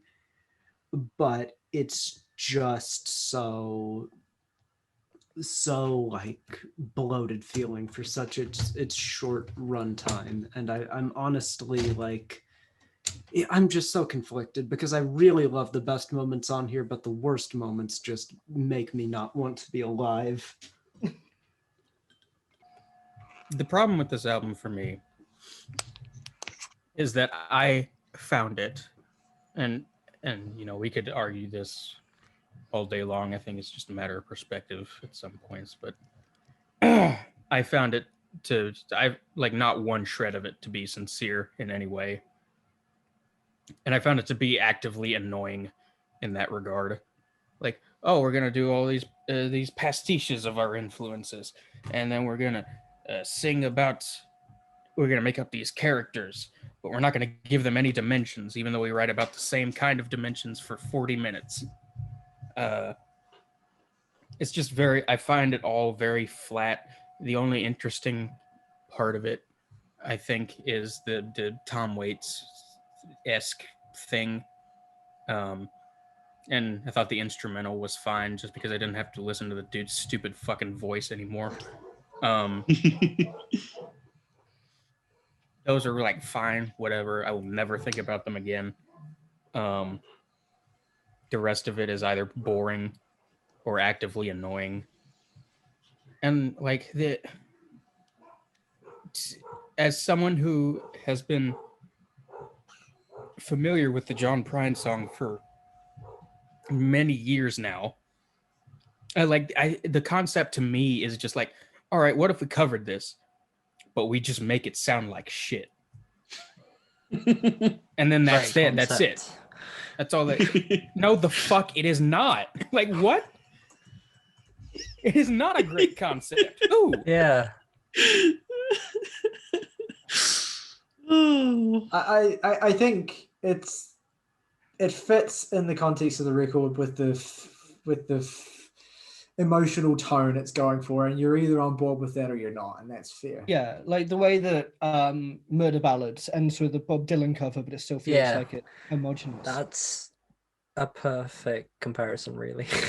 Thank you. That's a comparison that makes me want to set myself on fire, but you know. I mean, it's not because it's the same, but it's because like it tries the same, but one manages I it. love Murder And Ballads more. Yeah. Sorry, I didn't mean to interrupt you. And that's still not okay. That's too hot to take. Let's move on. Yeah. I wonder what was coming next. Stagger Lee is great. That's all I'll say. I was gonna say, Saoirse, if you told me to my face that you enjoyed this more than Murder Ballads, I would walk to England to kill you. I wonder I'm absolutely what not think saying that. of Murder Ballads. Oh yeah, I didn't even. Yeah. Oh, fuck, Jesus. Oh wow, Yeah. it's some rap songs by Nick Cave and the Bad Seeds. That would be a trip, having them cover each other's album. Christ. Anyway. And I don't get the vibe of like, I don't know. I don't know if they meant this to be genuine in any way. Like, I don't think they were on idols of like, listen to us, how important we are. It's more like a musical shitpost, take it or leave it. Like, yeah, exactly. And that's and when, what I when got you, from when it. you bring up the phrase musical shitpost on this podcast, immediately it's going to be divisive. 100 gex, but post-punk. I think Morgan just like I think like 5 years of his life were just like cut short. Just the concept of a musical shitpost infuriates me. Like, why would I waste my time? Look, There's so much I can music that- accept the Murder Ballads comparison, but let's not bring 1,000 gex into this. 100 100 gex. gex, Larry. 1,000 gex. I was referring to the album that they did. Morgan, noted Oh. 100 gex stan. I Yeah, mean, let's- let me join the ranks. enjoyer. Yeah, no, I fucking love 1,000 gex. Not as much Yeah. as Murder Ballads, but more than this record. Saoirse, are you just going to keep comparing every record we talk about to Murder Ballads? Every rating Yes. would just be like it's good, but it's not Murder Ballads. Not Murder Ballads. I'd So, give yeah. this seven Murder Ballads out of 10 Murder Yeah. Ballads. So No. Basehead, that sounds a lot like Murder Ballads. There's New- would you a lot like of to Boss review the Baby Yeah, album? so let vibes me from just this. review this fucking record if I that's heard- all right. The new Weezer I heard album Boss has- Baby has- vibes. That's a tweet. The new Weezer album is if 100 geeks covered Murder Ballads. My opinion of this record has somewhat gone like the shape of a sine wave. It started out kind of mid but positive, and went up, and it went back down, and then came right back up to the same place it was before. So I think this album is like fine. That's my spoilers. That's what I think of it. The band that I was actually reminded most of, and I don't know if this has been referred to, it certainly hasn't been while I've been here and present. It's another Swedish rock band in the form of the Hives. Oh yeah. They did a song called "Hate to Say I Told You So" that was big cross internationally for a bit, and this record sounds a lot like that at various points, including and especially the opener "Ain't Nice." This is a song that, like many songs on the record, has a killer instrumental, but ultimately feels like variations on a theme without really any sort of reiteration or reinterpretation of the theme. Without it, it's just here are various ways in which I ain't nice.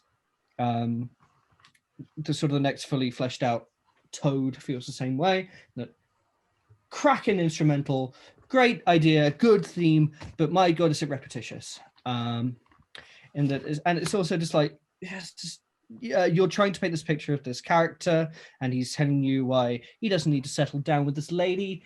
But the ways in which they depict that feeling and that person feel incredibly like an immature understanding of that person. Like the ways that they frame the ways in which marriage ties you down is like, I don't need a woman who's going to tell me when to go to bed or brush my teeth. And I'm like, this is how a 12-year-old thinks of their mother.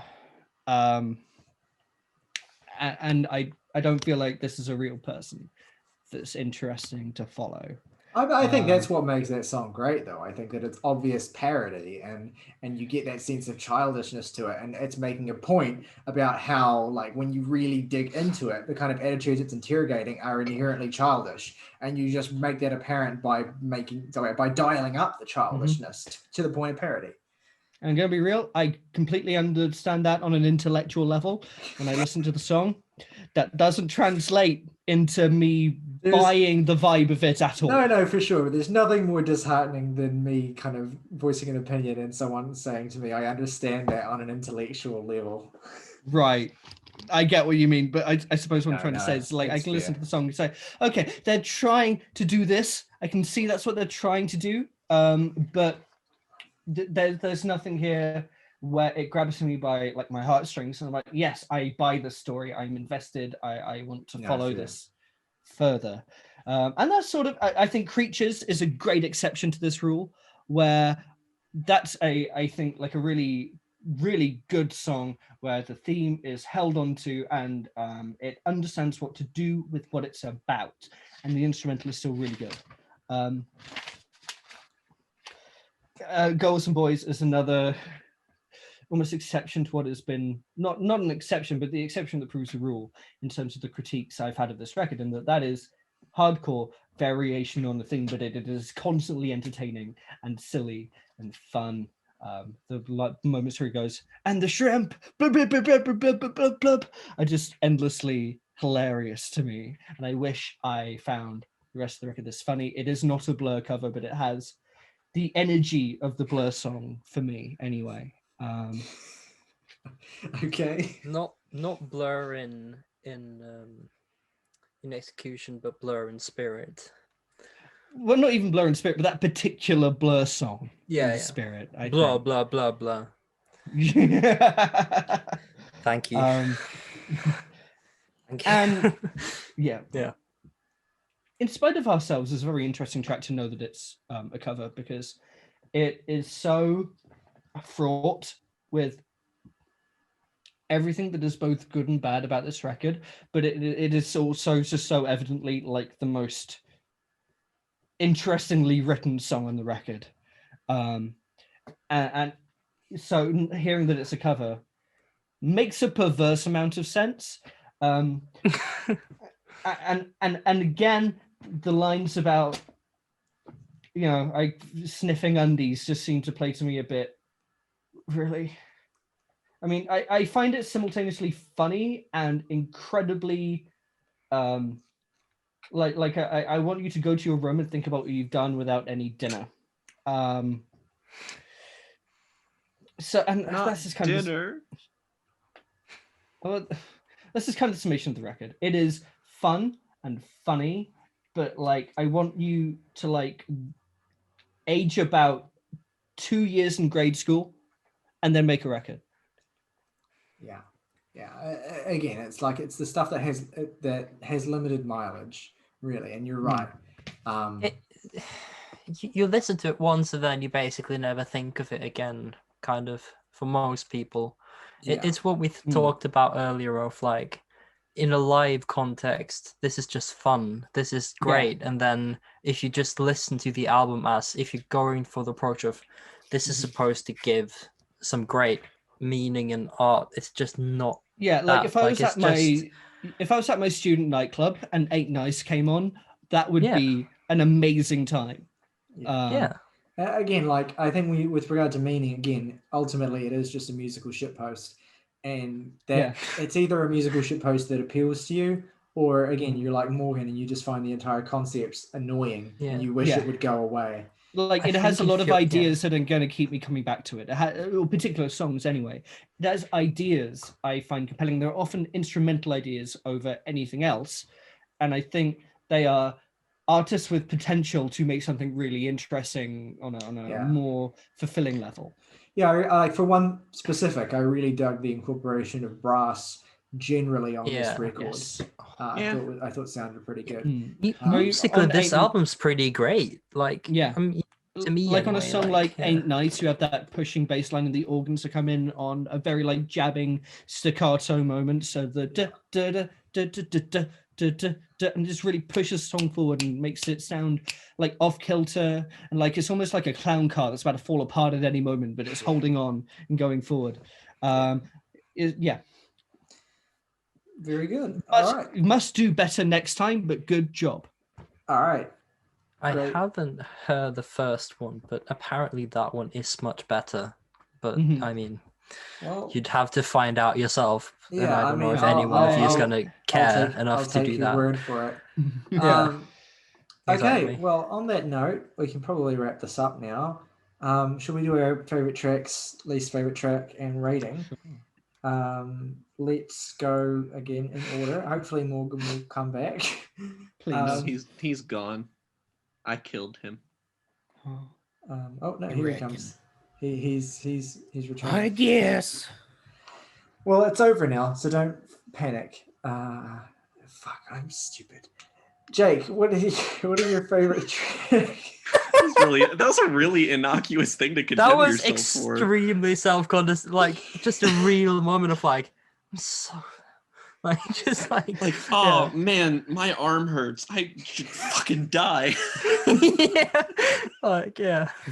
thought it might be a heart attack? It might be on the way. I'm gonna say my 3 favorite tracks are Ain't Nice, To the Country, and I Feel Alive, I guess. And my least favorite is fucking Creatures. 5. Okay. August.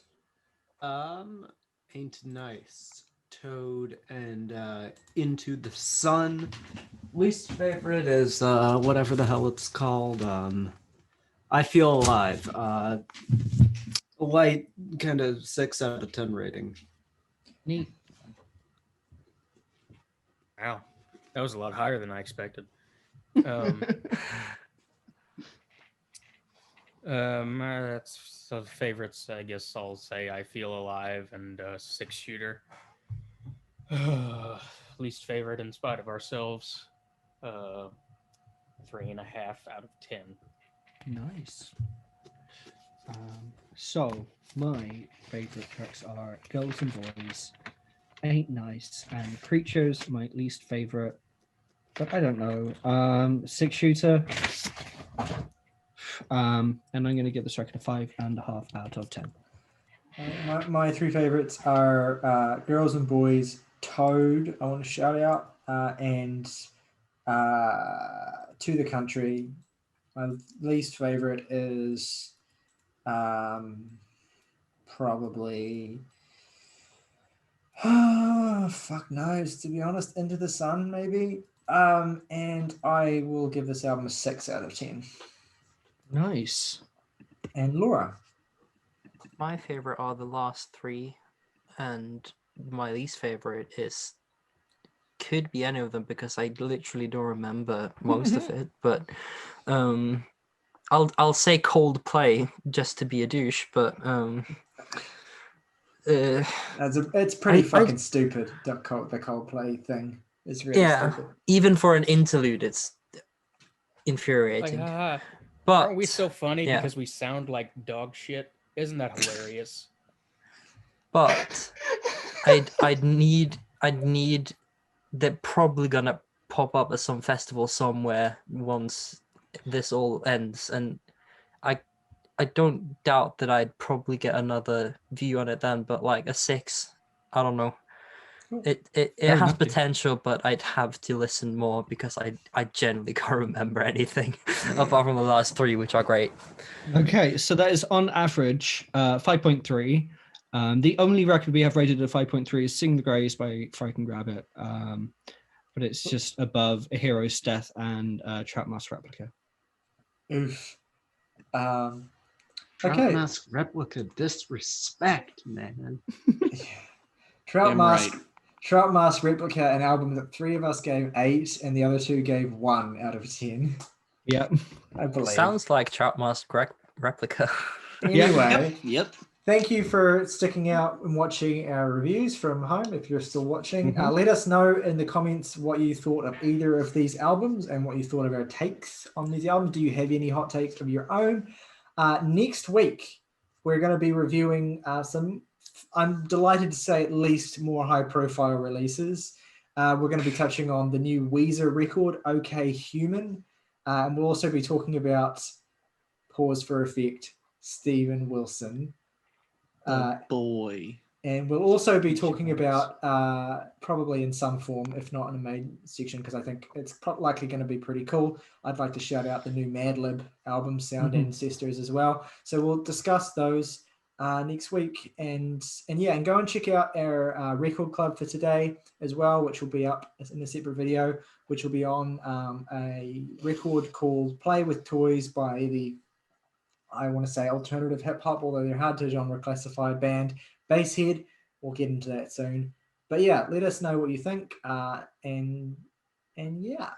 Before we go though, one more thing we want to shout out, just give a wee bit of a plug to. Saoirse, I think you might want to jump in here. Yeah, thank you. So next Friday, when we record, this is Friday the 5th, my debut full-length LP is coming out. It's called Panic Attacks in Public. It's 43 minutes long. It'll be on all streaming services, including Bandcamp. And I hope you listen to it and enjoy it. Yeah, so obviously we'll be giving that a shout out next week as well. All right. Thank you. And yeah, on that note, rock over London, rock on Chicago, GameStop, power to the players.